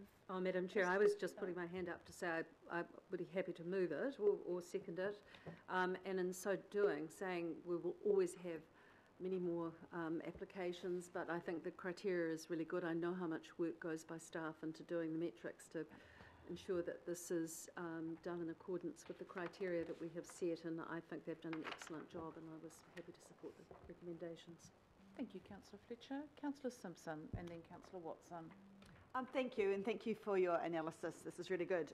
Could you please explain when we get the feedback from organisations that we have regionally funded in the past, where do we get the outcomes of that funding and the success of the programs and what we've done to meet our objectives? When do we get coverage of that? Sure. So this program is for the next financial year. Yeah. So at the we have 6 monthly reporting. Right. So we receive 6 monthly progress reports, which release future payments, and then we'll receive end of year reporting against the KPIs within each of the funding agreements we have with the organisations. So for the current ones that are currently funded, we'll get that when? We did report at I think it was September last year on the last 3 rounds of funding, and for this current round of funding that's happening, we can report at the end of this calendar year. Okay. My question is just, it's really nice to know what we've funded before and how successful that is, especially when some of the same organisations are applying this time. And my second question is around that. So we've obviously got some organisations that are achieving the success in getting funding on an annual basis. Do you see this as having a number of organisations that will do that for a long time, or is your objective to potentially wean those organisations off council funding and then get a new lot of regional ones through? The intent is to support organisations to seek sustainability outside of council funding. You're right, there are organisations that have received funding year on year for a period of time. We're having conversations with a number of organisations around how they can build sustainability and other funding under other funding channels to be able to continue to support their programs, so we can continue to reach more organisations and more Aucklanders. So what is the length of time you think that an organisation would receive council funding before you sort of said, well, hold on, no, that's enough? Have you got are there any guidelines around that, or your objectives that you're looking towards? Is it 5 years or 3 years or? 2 years. There's provision within the community grants policy for partnership funding through multiple years, which we would typically look at 3 years. We have not recommended any partnership funding. So I guess it probably is on a case-by-case basis. But sort of when we see multiple years, that's something we'll continue to look at with those organisations. Yeah. Thank you. I think, Councillor, the critical point is what are we achieving with that money, and the cases are different, and if there's no one else providing that outcome, then it may be a decade long funding.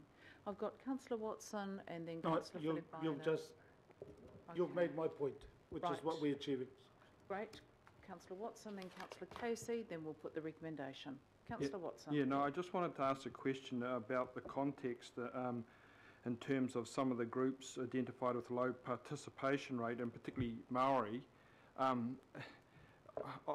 just wondered to what extent, and I'm not quite sure where the figures come from, in the sense that Maori in a number of codes have the highest participation rate of anyone, way and above anyone else. So if we go to rugby league, if we increasingly go to any rugby in Auckland, whether it's club rugby or school rugby, if we go to codes like softball, netball, it's and in case of codes like rugby league, it's almost entirely Maori or Polynesian. That seems contradictory, and I know where the statistics are probably coming from. What sort of balance do we strike in kind of making those statements? Because it seems to me we're in some ways we're doing Maori a disservice, especially I think of the huge big clubs that that cater for a big proportion of the population, not just their players, but all the associated activities that go with them, in particular the league clubs. No. How do we reconcile those two, I guess, is what I'm asking. Sure. So the criteria and the guidelines for this funding opportunity is through multiple lenses. One is for low participation communities, and then we look through a number of other lenses as well, like the youth, and Maori is one of them. Ultimately, it's a population group that does have some low participation trends in some areas, and so obviously programs that can reach the various Maori communities are advantageous. I do take your point around the high participation rates in other codes as well.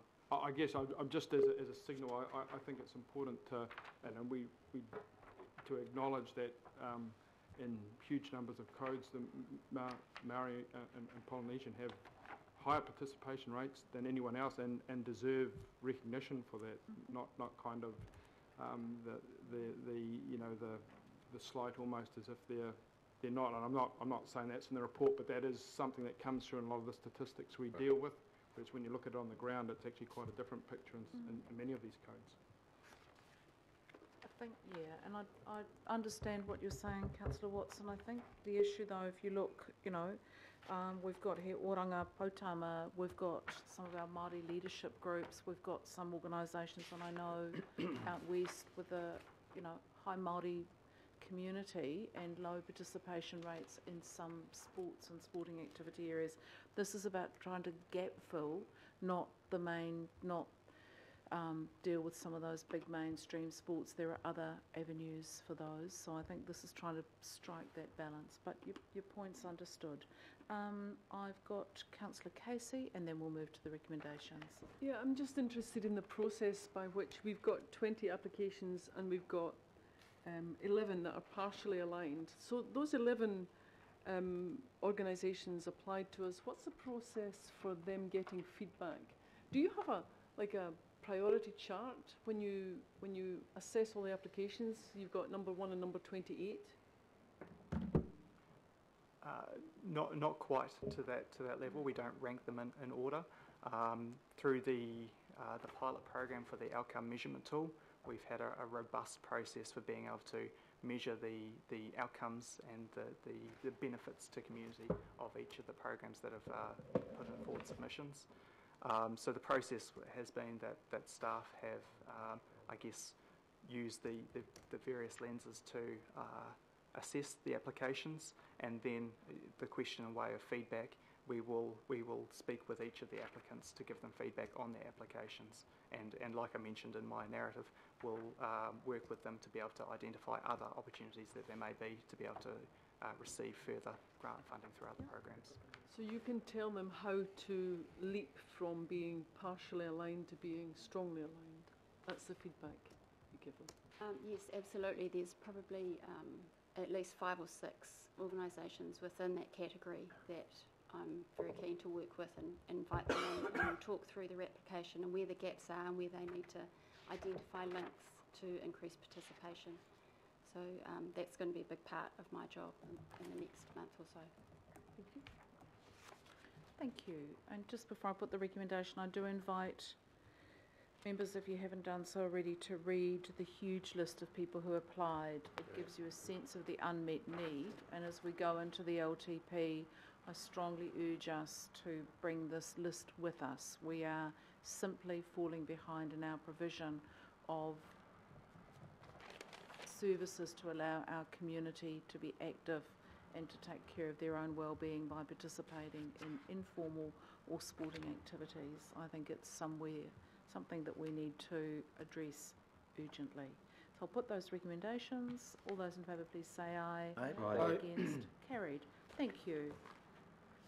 But now onto something, and thank you to the staff. That was a kind of a bit of a gut-wrenching piece of work to sift through all of that and find the winning 8.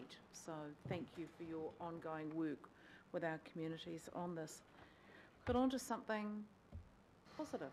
Our College Rifles Rugby Union Football and Sports Club partnership that we heard from at the beginning of the day. I know that we have some keen movers waiting in the wings. Councillor Simpson's wishing to move this. Is there a seconder? Have to second. Councillor Bartley, keen to second. Do we need to unpack this? If there are questions, let's. Chris, sorry, Councillor Darby. Thank you, Chris. Okay. Thank Sorry you. about that. Look, just in terms of the cost, I'm looking at the cost on what was distributed to us in this little brochure without our logo at 1855, and then in the document it says it's 2.2. So what is the cost, and how is that arrived at? Is it a QS estimate, or are there contracts in place? Sure, so I can speak to that. The 2.2 was the original cost estimate that the club had come to council with originally. Since that time, they have brought on, I guess, a professional management company to drive through this process for them, which is in the attachment notes, that company. So this is a more refined figure that the club have presented at the 1.885, I believe it was. The question was around the cost of the shock pad and the revised surface that they wish to use. So, So the we're club have pretty, presented to them. they and we are pretty confident that it'll come in the range of 1855. Yes. And so would our grant, originally they were asking for twice what that grant is. Is that correct? Correct. And if the project was to come in at under 1855, where does that leave our grant?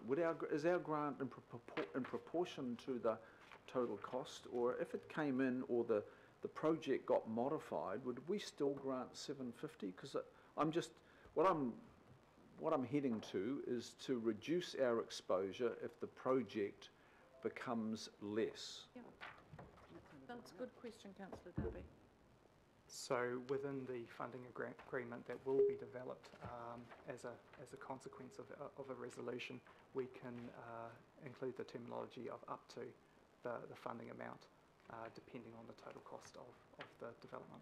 Would it be up to the funding amount of 750, or would it be a proportion? Because at the moment it's a proportion, it's 750 of 1855, and going forward, I would expect if it became a 1.5 or a 1.2 project, that the 750 would be eroded back. So I'm just looking, don't want to be a pain in the backside here, I'm just looking out for our budget. No, that's a very good question. We can undertake to do that as a proportion to a cap of that amount, so that if the cost happened to be above the amount we're talking about, that we wouldn't have any more exposure. Does that need to be reflected in the words? We're then? just doing a little bit of work on Leave that. it in your hands, so Chair. at a cap of, or at a maximum of, or whatever. We'll work on that with my very able colleague on my left. I've got Councillor Hills, Councillor Watson, Councillor Simpson. Cool. Thank you for this, and I'm supportive of it. It's a good partnership. But how does this sort of come forward? No question. How does this come forward from groups? Because I can think of things like North Harbour Netball, who the local board funded 200,000 to redo 32 court spaces, and they raised all the money, but the local board had to find that money, and it was amongst a whole lot of other things. So are we going to expect other groups would come forward to us like this, and we would look at them the same? Just because I haven't felt like there was a facility as a local board member the previous 2 terms that would allow our groups to come forward to get quite large amounts of money, and is it just the really organised clubs or past partnerships that will get looked at more kindly, just because I know this will come up in our area? Sure. So this was a submission through from the club. However, in the future, sport has been doing a lot of work to get itself organised as a sector. There's been pieces of work like the Auckland Sports Sector Facilities Priorities Plan, which is a mechanism via which organisations from throughout the region, with support of their regional sporting organisation, can put forward various developments of facilities to a panel from the sector to make, I guess, a prioritisation decision, which would then be useful for funders such as council to look at through the lens of being able to support. There's also pieces of work that council are undertaking, like the sports facilities priorities, investment plan, that also will provide guidance as to the investment into sport and recreation facilities. Towards partnerships. And so how would what does the budget look like for this? Because there are groups across the North Shore that would be wanting this sort of... That up, Councillor Hills, I think, and we've had a couple of bites at this. We were aiming, I think, for about 120 million. I think we've got the 120 million going into the LTP, and that's exactly that. So this is the partnership funding proposal, utilising the fact that all of our sports groups around the whole region have come together with an agreed strategy and way forward, and this is our chance to do that partnership funding to address exactly the issue, not just the well-resourced, not just the loudest, not just the most fabulous. This is a more equitable regional distribution of that fund. So this is not sort of random, that will be kind of contained within that scope? Yep. This is just the first kind of it? Provided we keep it in the LTP. Yep. Thank you. No pressure. Councillor Watson. Thank you. We're proposing to give College Rifles a $750,000 grant. Now, during their presentation to us and in their documentation, they talk about the wider ground utilisation from schools and other groups and that, and that they, in at least the instance the gentleman quoted, that they're not charging anyone for that. How are we able to perhaps gain a degree of reassurance that that continues, that wider community use continues in the way that it's apparently been rolling out, because obviously that's a better return on our investment if we can ensure that's in some way guaranteed. Are we able to do that? Through the funding agreement with College Rifles, we will have responsibilities that they provide community access to the surfaces. Okay, so that's obviously quite generalised. And I don't propose to drill down an X number of hours or anything like that. Are you comfortable that is going to result in the kind of community outcome that's been occurring by all accounts, but will continue in the future, even if there's perhaps other demands that they might be making it as a club? Yes, I'm confident that we'll be able to secure the community access at as good or better levels to what we have currently. Yeah. We'll ensure that there's rigour in the funding agreement around that. Thanks, Councillor. Councillor Simpson. Yes, my concern is if we amend the recommendation as Councillor Darby has put up, will that mean that potentially we would be up for some of the OPEX? Because I suppose I know the financials of this deal probably better than most, and this club is willing to pay all the OPEX. We know that they've done that. But now if you're saying potentially they won't get that, they have to pay more of the CapEx and potentially, and certainly all the OPEX. I just don't understand. I mean, that deal hasn't been mooted with the club, and we're bringing in a new aspect to that right now. I just don't know about the openness and transparency with regarding what has been discussed with them vis-a-vis that. I mean, so my question is, have you suggested that could be less than $750 today to the club? Yes, we have spoken about smaller contributions to the club.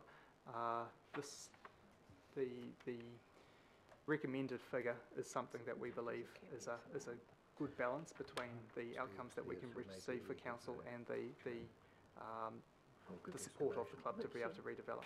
So I'm going to ask you a more specific question, because So what you're saying is the agreement between the club and council up till today was 750 for the asset, and in return, you're doing all the OPEX. It wasn't that it could be anything less. Is that correct? I mean, yeah, I know that you've talked to the club about very amounts of money, but you've all settled on one amount, on one figure, haven't you? And that's the 750. Correct. There's still to be a funding agreement to be developed with. Sure. But that was the intent, and there hasn't been any conversation about council providing any OPEX towards the ongoing maintenance.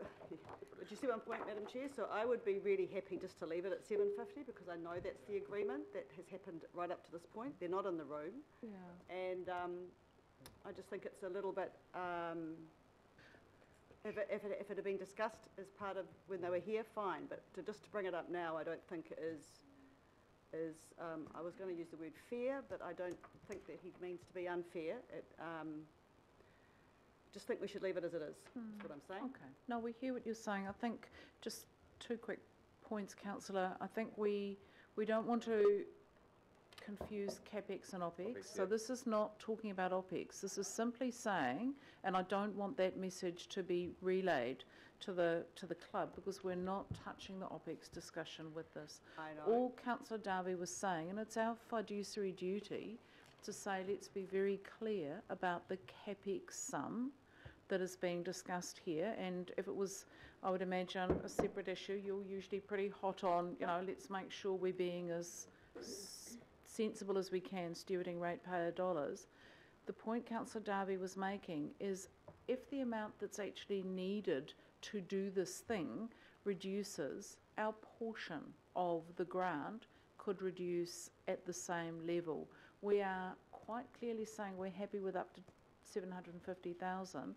However, if there's a change in scope or a change in cost, then we can probably bring back our amount of grant while still ensuring that the project gets across the line. I think that's all that's being said. Yeah. So we just need to park the OPEX. Yeah, I understand that, but you're asking, this CapEx is a shared CapEx. It's a partnership. It is shared, so College Rifles have to pay some as well, all right? So I suppose what I'm saying is that there has been no discussion with College Rifles that they may have to pay more. No. I think we're talking past each other. Yeah. Dave or Mace, can you just explain what it is that we're talking about? It's very, very clear. Good luck. Yeah. So the intent is that council can grant up to $750,000 towards the cost of development, which from the latest figures is around that $1.8 million figure, which secures the fields to be developed as part of the council regional sport field network, and also delivers the community access outcomes. And College Rifles will pay the rest. And College Rifles will either fund the rest or source to leverage fund from other investors around the remaining figure. On our behalf, right? Yep. I think, Madam Chair, if I put myself in College Rifles' shoes, the risk to them is if the project comes in at 1.885, then they get the full 750. If it comes in at 1.6, then proportionally they'll be paying the same proportions as ourselves. So I think the risks are equally shared. I think you provide really good direction for us to work with College Rifles proactively around the funding agreement, to be clear and open and transparent about that. Okay, Councillor Fletcher. Oh, Madam Chair, mine was really just around when we enter into these forms of partnerships, which I truly welcome, and I see it as progressive that we are reverting back to the partnership type arrangements. It is important that we have a very good understanding of the expectations on both sides. So whilst it's important that Councillor Darby was able to interrogate the implications of this, similarly though I have a bit of sympathy for Councillor Simpson that we don't want in any way, shape or form to mislead our partners on these projects and whether there might be an unintentional operational cost associated, which you've given us the assurance it wouldn't be. But I think it probably is beholden on us as governors to really ensure that we have the details on these partnerships, but also expect that it's not going to be a good negotiating point coming to a meeting and perhaps changing where there are expectations. Perhaps there could be some lessons taken from today and how the preparation of the report might be, so that there's greater clarity around that. Thanks, Madam Chair. We'll take that on board. We are responding to quite a short time frame in this case, but we completely understand what the comments are. And this in no way reflects any lack of enthusiasm or support for this fantastic partnership. We're just saying, let's just be cautious and sensible. Now, I've got Member Blair, Councillor Filipaina, and then Councillor Watson. Just comment. And then I think we need to deal with this. I am, and I make no apologies for the fact that we are trying to move this along. We've actually got to give you all a chance to grab a bite to eat, and then we have a workshop. So, you know, let's just be focused. Member Blair.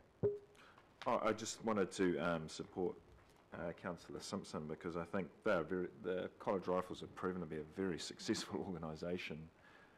I'm quite confused as to why we're trying to make it trickier than it already is to build some sports fields. And I just want to know, is this consistently applied amongst CAPEX, that you have a reduction proportionately, or is this just something we're applying to College Rifles in this case? Is that? And if it isn't something consistent, then why should it be applied? Because I'd like to see the recommendation remain as original. Madam Chair, typically it's proportional funding for what we seek to do, depending on the circumstances, but certainly proportional funding in the overall cost of the project. As I've understood, the intention is to up to 750, but if the cost reduces, then there's some proportionality around that.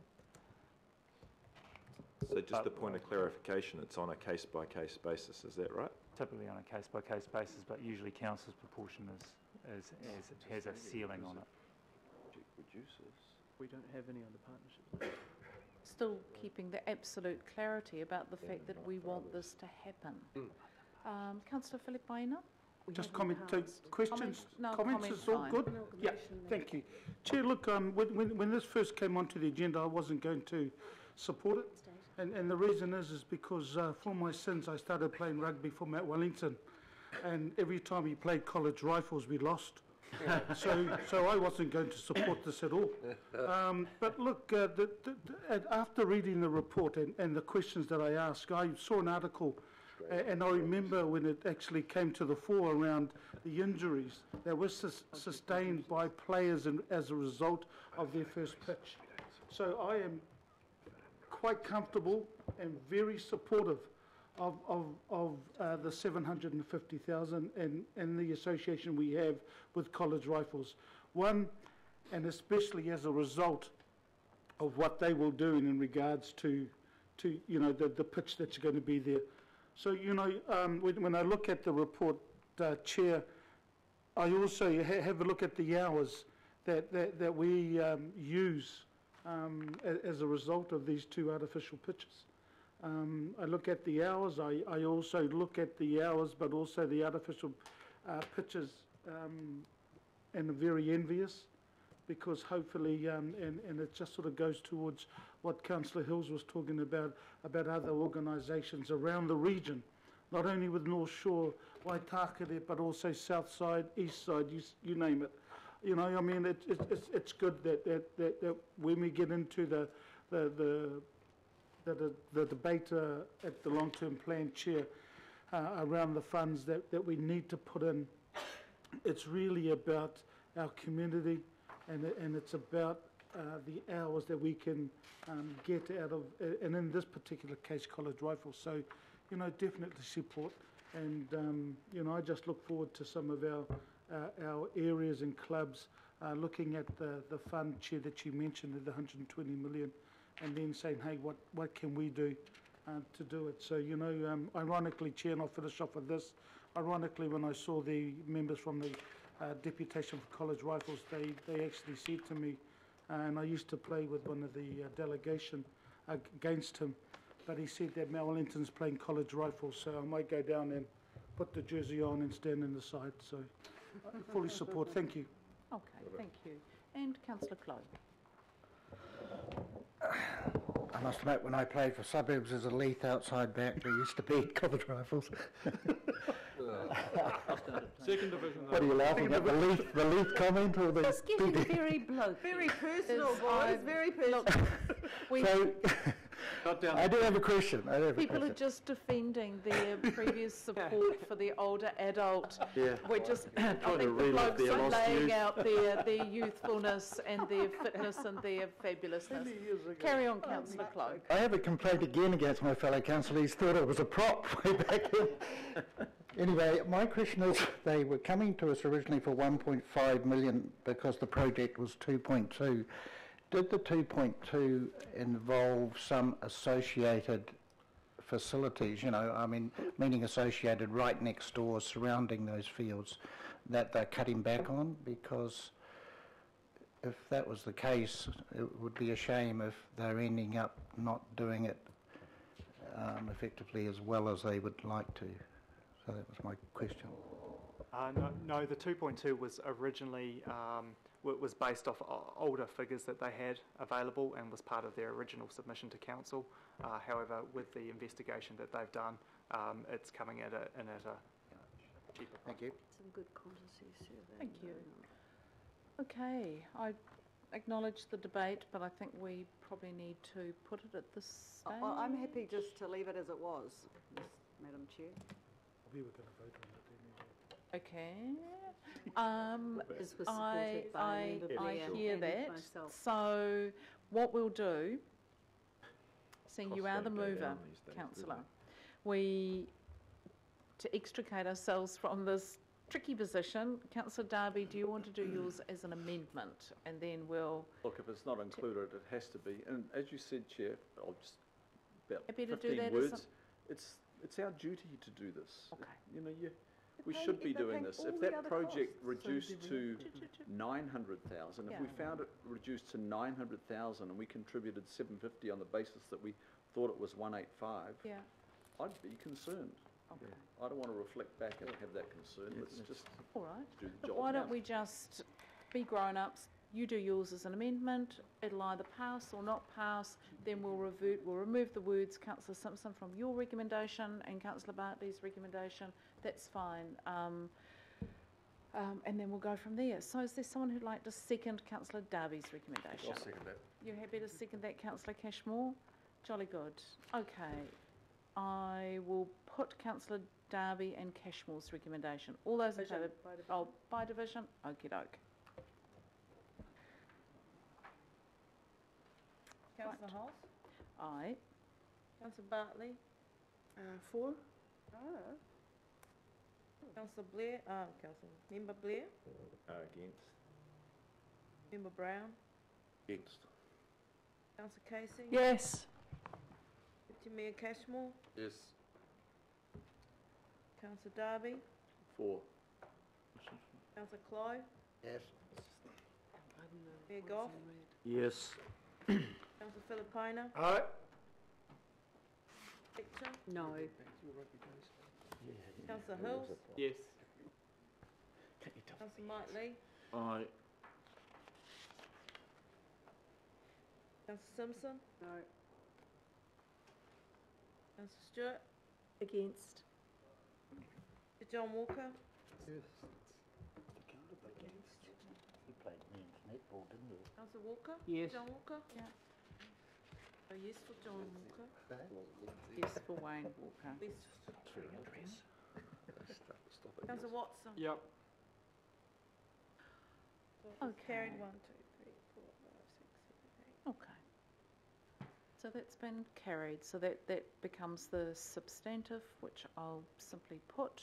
Can I speak to it? Can I? Councillor Watson. Yeah, I'll just be quick. And I think that amendment will end up being academic because that will they're getting it for that price is I think is pretty competitive, and just on that, council is getting a good deal, and I commend the officers for the report and the manner in which this this proposal has been dealt with, because anyone that has a look at the costs for just regular maintenance of sand slitting and procedures like that, it's 200, 250 grand every few years. So for over a decade, that's an extremely good deal, and that's not even taken into account the fact that that can be used virtually in any weather conditions or at any time of the year. So this is definitely the way of the future, and I think it's good to see some sort of recognition of the historical nature of some of these clubs that have actually given council a good deal. If we look back over the decades where they've developed playing fields themselves, developed their own club rooms, often run them themselves as well. And there are other clubs in that condition too. And I hope that we take advantage of this very cost-effective, long-term view that actually results in a far better investment for the community, for community use, and also for utilisation of the fields. They don't have a choice here because they've got nothing else. They're in the middle of Remuera. We're not going to get any fields elsewhere. That also applies to other parts of Auckland now, and also to other clubs that, while perhaps not as well resourced as College Rifles, can come up with a proposal that results in a very productive outcome for the council and the ratepayers. So I thank the officers for this, and I'm sure this will fly through. Good. I'm really concerned now about the time. I think we've all had a good say. We're really enthusiastic about this. We want to see that happen. And bigger picture, I look forward to everyone's endorsement of the 120 million in the LTP for the partnership fund. I'm going to put this. All those in favour, please say aye. Aye. Against, carried. Thank you very, very much, and thank you to the staff who've worked so hard on this. Thank you, Councillor Simpson, and I hope that this is explained well to our College Rifle team, who we are hugely supportive of. Let's move on to item 13, and I want to welcome Steve Armitage, who's here to talk to us briefly about Destination Auckland. Welcome, Steve. Sorry to keep you waiting. Great piece of work. Lots of stakeholders, lots of enthusiasm, lots of positivity. Thank you. Over to you. I didn't want to take up too much time. Obviously, just a brief recap. We've liaised with this committee on 2 previous occasions, once by way of a workshop to seek direct input into the development of the strategy, and then again an update back in March. I was delighted to be able to send the final strategy through to you over the course of the weekend. The strategy is about those involved in the visitor economy, both public and private sector, recognising that we can do more to make this region a much better place to visit, and by association to live and work in. The city has changed a great deal since the Auckland Visitor Plan was endorsed by the council back in 2010, and we need to do a better job of understanding the impact that visitors are having on the changing city, and adjust our focus accordingly. And as a result, as you will see in the strategy, there's a much stronger emphasis on collaboration than there has been at any other point. And I'm particularly pleased that we're able to conclude the strategy with the signatories from a number of the larger organisations who play a leading role, not just across Auckland, but nationally in terms of how we drive the visitor economy.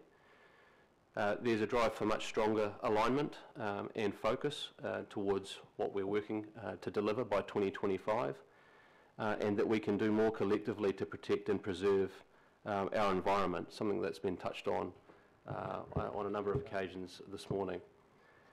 I think it's important to emphasise that the strategy is not the end point.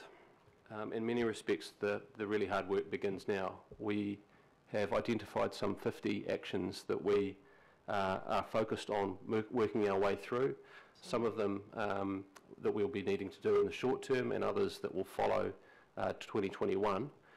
when of course we're wanting to position the city in the best possible light for the America's Cup and the hosting of Leaders Week in November of 2021. So that's really, other than that, I did want to say that we feel that there's very strong alignment to the Auckland Plan and how that's coming together. We think the destination strategy can play a key role in a number of the focus areas that are emerging through the Auckland Plan.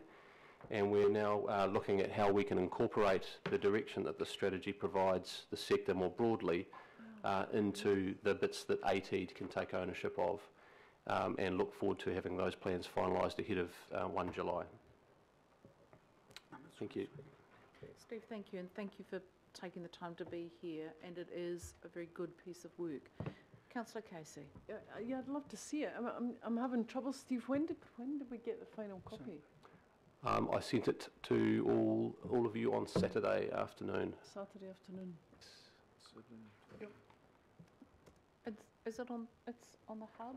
I don't have the hub. I'm sorry. I through need to print my things out to read them. But it was also emailed. Yes, you just said Saturday. That was the weekend today. Yep.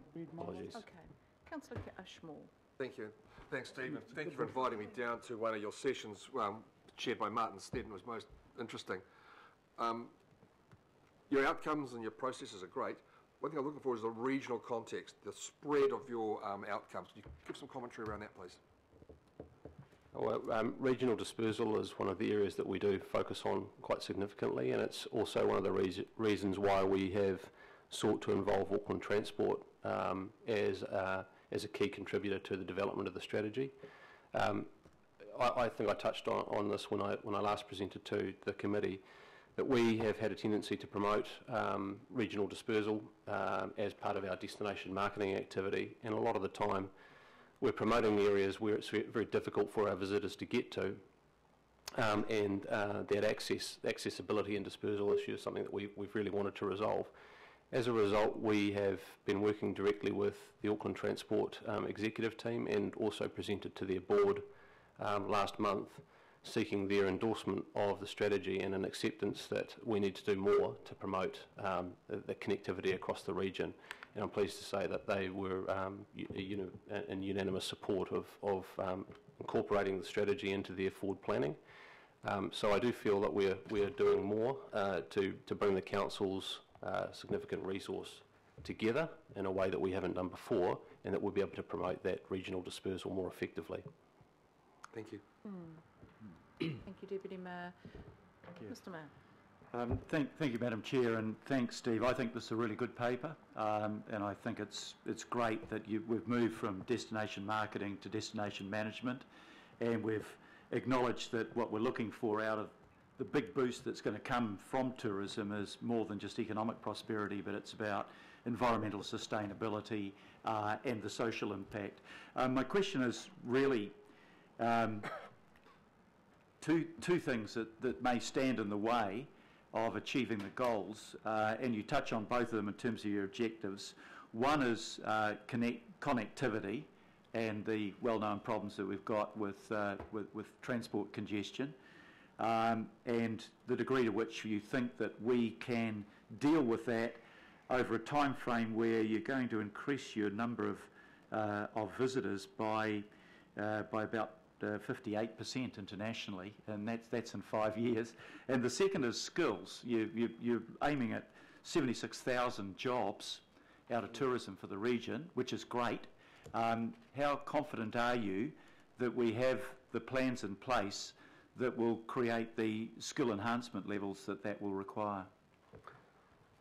So if I deal with the skills question first, the first thing we need to overcome is a perception issue that jobs in the tourism sector are not particularly high-paying jobs. A recent paper that was finished by the Oxford Economics group and to help inform the development of the US Travel Association plan indicated that people who have a first job working in the travel or tourism sector in the US end up going on to make an average of around $82,000 a year, and that 40% of those go on to earn more than $100,000. It's not that they've stayed within the sector, but it creates a pathway or opportunities for people to move into other vocations, and the groundings that you can develop, the the hospitality sector provides in particular are a good basis for people to be able to progress in their careers. So we feel we've got a much better job to do around how we create a sense of what a vocation in tourism can lead to, and that can create a sustainable employment base to address the skills issue. On the transport matter, I mean, it goes to why we've been trying so hard to engage Auckland Transport in the development of the strategy, and why we need to do more with NZTA as well. We believe that the visitor economy and preparing for the growth of the visitor economy can actually solve some of the issues that you grapple with on a day-to-day basis, and that we're all familiar with from a congestion point of view, and can take some of the pressure off the system, but also help to inform future planning. And we were delighted to see the announcement around ATAP, because we feel that absolutely plays a vital role in unlocking this strategy as well. Thank you. Can I just ask one additional? The projected increase in income for Auckland is just phenomenal. Over the next 7 years, you're looking at it going from 8 billion to nearly 14 billion. That's an 85% increase. I get a bit nervous about projections of that scale. What confidence have we got that forecast is likely to be realised? Because there are lots of qualifiers, including the state of the international economy, etc. Yes, it's provided some debate internally as well. We've actually purposefully erred on the side of caution in terms of some of the projections that we've seen there. So some of the analysis would suggest that the number is significantly higher than that. But we need to do a much better job, and the strategy highlights this, around focusing the high value visitors, and opportunities like the America's Cup obviously present in a pretty unique way the super yachts that we can attract down here, the opportunities to showcase investment opportunities into the city. There are a number of other business events and conventions that we're looking to attract to showcase the city and to stimulate investment off the back of the NZICC opening as well. So we feel that there is a lot more we can do around targeting value, and that the ultimate contribution to our GDP will grow as a result of that. Thank you. Thank you, Mr Mayor. Member Blair. Kia ora, Steve. Just wondering why our report template lacks a context and local board input or Māori impact statement in your report, firstly. That's purely because of the very late addition of this item to the agenda, and that's my apologies for that. Okay, I've just got some questions around why, in terms of your depth of Māori engagement. I see Air New Zealand's on there as a Māori tourism leadership group. Just wondering why they're not Māori or Māori owned, so I'm wondering why they're included in there. Our view has been that they've been doing some excellent work in this space, and providing a very useful example to others around how to embed Māori principles and a focus on Māori initiatives into their business. I'd kind of counteract that to say that they aren't on a different, another set, but purely just through identity. As a Māori organisation, I'm concerned that I'm getting feedback from that a number of groups haven't been consulted in this to contribute to this strategy. So I see you've just consulted with 2 mana whenua groups and not anyone else. Well, invitations went out to all, but we can only manage what we get back in terms of feedback. So we have endeavoured, best endeavours, to ensure that we've been able to liaise with all iwi and give everybody the same opportunity. But the uptake has been mixed, as you've highlighted. And I'm just wondering why we continually do not give Māori and Pacifica their own mana. We're always trying to combine the response, whereas I feel they need their own mana to be able to contribute to the strategy, and it's not just always Māori and Pacifica, it's Māori and Pacifica separately. Because I think when we get mixed up into the same pot, everyone thinks we're from the same cultures, the same families and the same wakas, when we're actually very distinct iwi, very distinct families, very distinct people. And they need to have their own contribution and reflection in here. I see Māori's one of the top 3 priorities, along with connectivity, and there's one other, sustainability. So, you know, I'm just seeing how, based on the limited feedback you got back, how we, you know, Māori is one of those priorities. I think that's a fair comment, and in the actions at the back of the document, we've purposefully separated the areas where we feel that Pacific communities and Asian communities can contribute, but that could be emphasised in a stronger way. I think the point I made earlier is also important to take on board, that the strategy is a starting point, not an end point, and the actions that we need to now move through to delivering on will require, in my view, very strong input from Māori communities, Pacific communities, Asian communities and others. So really the test of this is, if we're standing at 2025 and looking back, how successful have we been at bringing into the decision making and delivery the respective communities that we're talking about? Yeah, and my final comment is, I just think Māori were here first, it's their city, and in 2025, how do we position, I don't think we've had enough consultation to move their city forward to 2025. So I'd encourage, if you need help to get to those iwi, then please sing out, because we need to push our city forward, but if they don't come along with it, then I think you're going to come up against some quite robust blocks there from the iwi. I welcome the offer.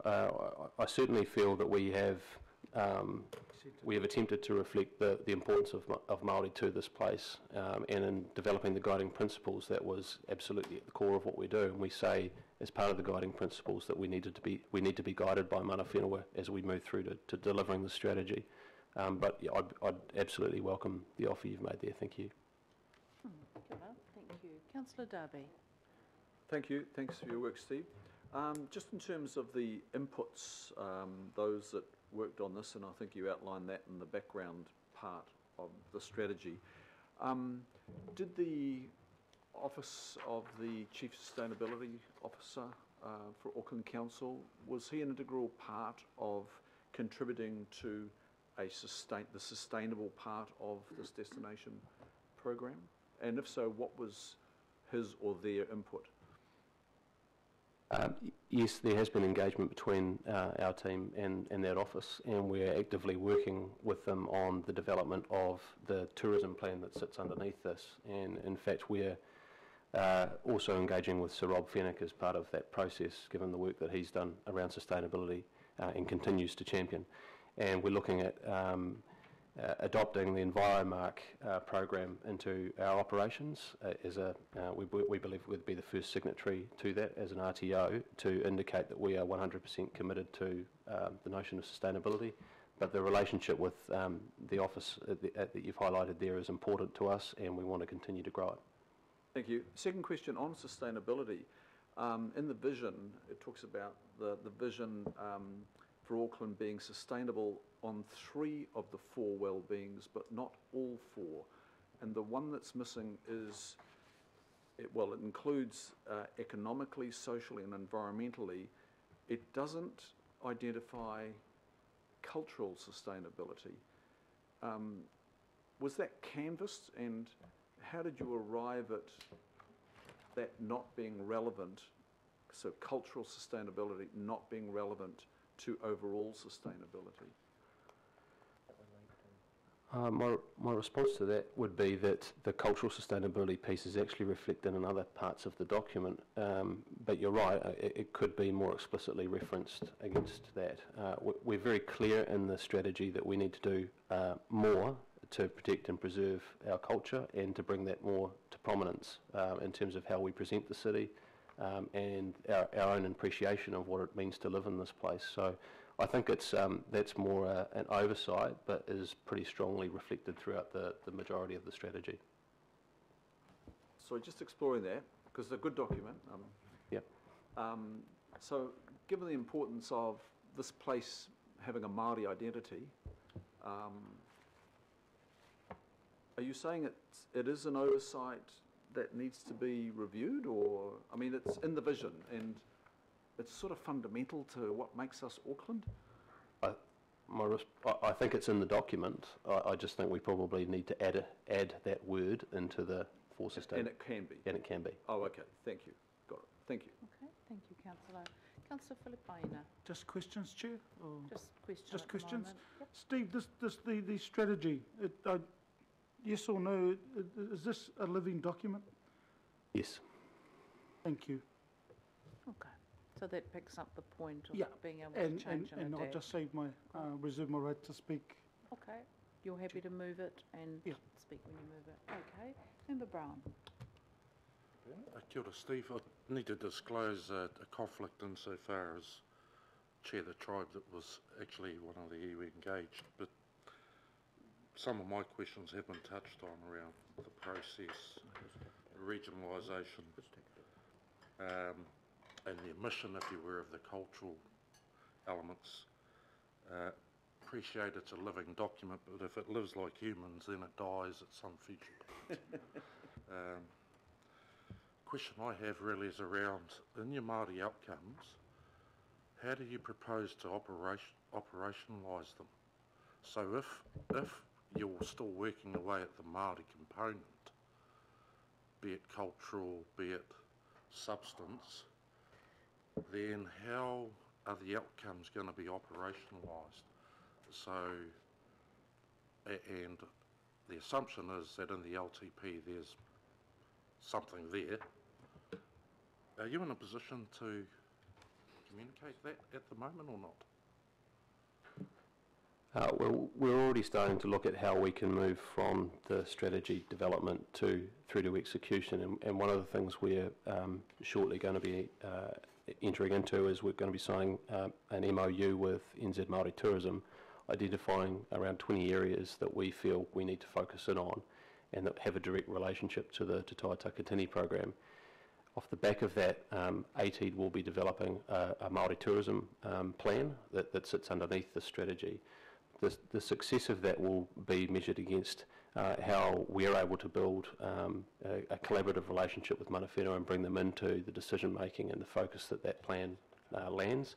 And so, Renata's offer around helping to broker a relationship and a discussion with those who have an active interest in the development of the visitor economy and can see opportunities off the back of that is something that I'm very keen to pursue and to prioritise pretty quickly.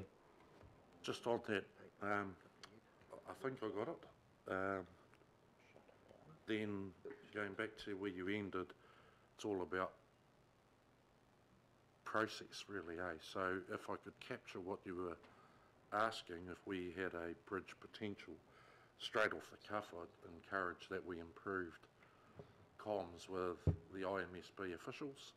I see them, they'll be hugely helpful, not so much for the Māori tourism operators today, because they're operating more around having more acute awareness of Māori who want to operate but aren't at the moment. I see the strategy as being arguably as much attractive to them for those of us that are currently operating, or as well as, sorry. Thank you. Thank you. Thank you, Member Brown. Councillor Hills.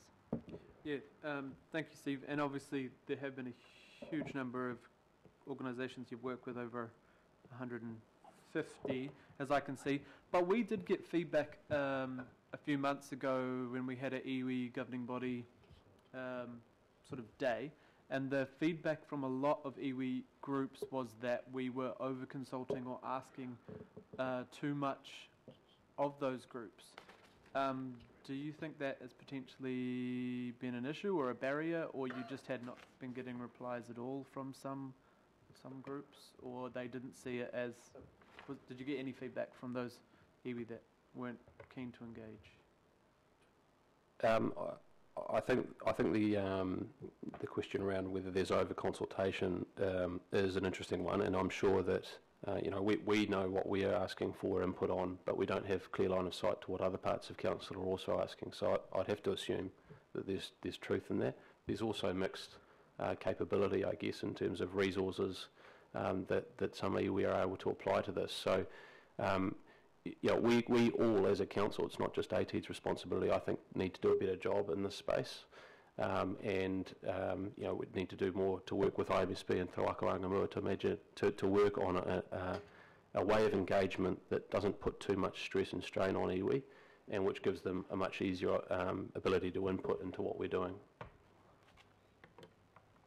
Thanks, Steve. Councillor Casey.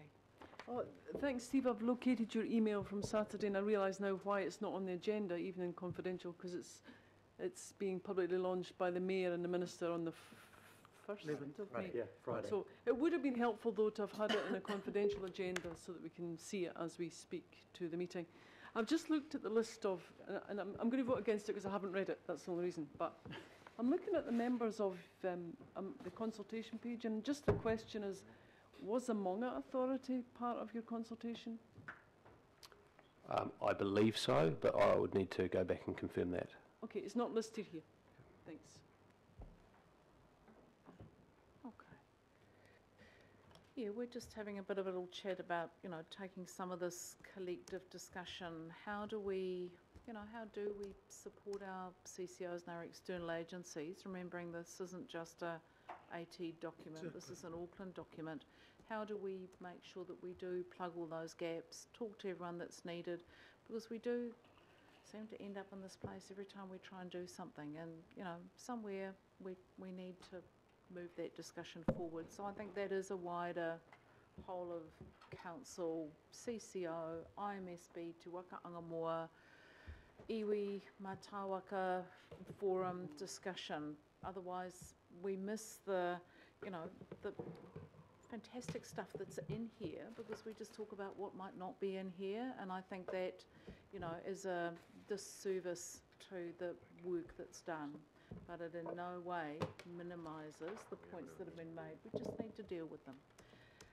Okay, those were questions. Anyone wishing to speak to this? Councillor Filipaina, you're happy to move. Do you want to speak to that? Yeah, just very briefly, Chair, and Steve. Do you want a second? Oh, no, I want to speak. Okay. Right. Yep, so Steve, just with the work that's been done and obviously with the people that you have and done the facilitation role, just please pass it back to them to say thank you. And those signatories on the actual strategy and on page 20 indicates, I think, to everybody here who they were. For me, is just closing the loop in regards to the workshop we had, then came back here. So, you know, definitely end up will be supporting this. But I just wanted to sort of also acknowledge page 34, which and that's the delivery of the strategy. You know, the short, medium and long term, you know, that's just so important. It's similar to having a long-term plan, 10-year strategy that's aligned with the Auckland plan. So can you please pass on to Martin our thanks in regards to the role that he played in this. In regards to Māori, I mean, it's like the horse in the water. You know, I mean, you sent out the invitations and only 2 chose to, and I congratulate those that wanted to be part of it. But the reason I asked the question around a living document is that from my perspective, at least, that channel's not closed off. You know, that's the best thing. It's not closed off. Same with our Pacific. I mean, it's the largest Pacific country in the world, and that's with Tāmaki and Makaurau. So, you know, for me, it's a starter, and I just look forward to us. But I just wanted to close off on what the chair said around. It's not Auckland Council's. It's not AT strategy. It's actually Auckland strategy. You know, that's the key thing. It's like the Auckland plan. That's not our Auckland plan. It's Auckland Council's plan. It's Auckland's plan. So look, I just look forward to the results, but continual talk with our communities. Kia ora. Thank you, Chair. Kia ora, thank you. So Councillor Filipaina is happy to move. Hills, the second, Member Brown speaking to the recommendation, and then I think we'll put it. So, speaking to it so far as picking up Steve's comment around the evolving space of Māori, mentioning other entities and units within Council's family, like it just felt like, Steve, that when I asked about operationalise, you've brought in all of these other folk that I can see the relevance, but I can almost see a default of your responsibilities in that space around it's your strategy or our strategy, but you know, the claim of Toa Takatini, those things are starting to worry me because in the practical sense, it's almost like somebody's going to start finger pointing around, it's not my strategy, especially when those of us who are in operations are trying to optimise that. So, look, I just need to be clear that ATEED own and lead the strategy. They have full mandate and responsibility for it, because if it is that the practicalness is that we're to talk to everyone else other than ATEED or as well as ATEED, that for us is getting a really bit grey. No, sorry, perhaps I just didn't articulate that clearly enough. My reference to Te Toa Takatini was simply to demonstrate that this relates to that overarching piece of work. Absolutely, ATEED takes ownership for the plan that will sit underneath this around how we deliver on our tourism strategy for the next 5 years, and the relationship to the development of the Māori tourism plan that sits in within that. Madam Chair, I wondered if we could tease, if not test, an amendment insofar as capturing the commitments made at this table without it being caught up in a resolution, in particular for Māori and Pacifica, and particularly for Māori around. So we know there's a commitment from our officials to work with, say, the IMSB folk, but I actually want that formally caught up as opposed to relying on officials at their leisure or at their commitment getting that stuff sorted for us. So the fact is, right now the strategy has not canvassed Māori or Pacifica beyond the current tools and instruments that Steve's referred to. I accept that all the tribes were written to. However, I also would understand that that's in the myriad of other responsibilities and priorities that are being written to them as well by council and other folk. I'm not excusing them, but I'm conscious that out of the 19 this council treats with, that only 2 have formally engaged in the process. And so for us at least, we need some confidence around the Māori space still evolving with Steve and the team, and I suggest that an amendment would be that there is that commitment, in fact, back to Mana Whenua, Pacifica, but also the IMSB officials, so that, and this is just being suggested, so that this Māori space that seems to be a moving beast is actually captured and nurtured through to the points that it needs to be nurtured through on strategy. So, Steve, I really appreciate what you've done. I understand it. But I'm going to have some difficulty voting for it, mate, because of what I'm alluding to. In the actions at the back of the strategy... just clarify, we just, the recommendation... I think it helps us move over the line around that confidence at this table that there is a resolution or an addition here that binds ATEED to the officials of the IMSB to continue working through the space, and also a commitment from ATEED to at all times continue the process of engaging with Mana Whenua and Pacifica. In the back of the strategy are the actions that we, and they're not an exhaustive list, that we feel need to be focused and delivered on in the lead up to 2025. Yep.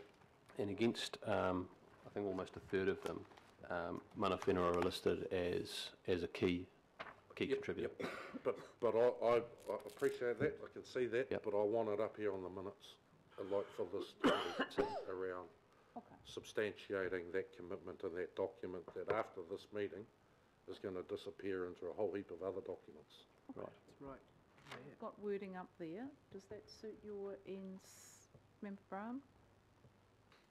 Yep, thank you. Jolly good. Right, so we've got that moved and seconded, got the commitment there as an ongoing commitment. And I'm going to put that. All those in favour, please say aye. Aye. Against? Carried. Thank you. Councillor Casey, you want your vote recorded against that? Against everything? Did I? I haven't read it. I'm sorry.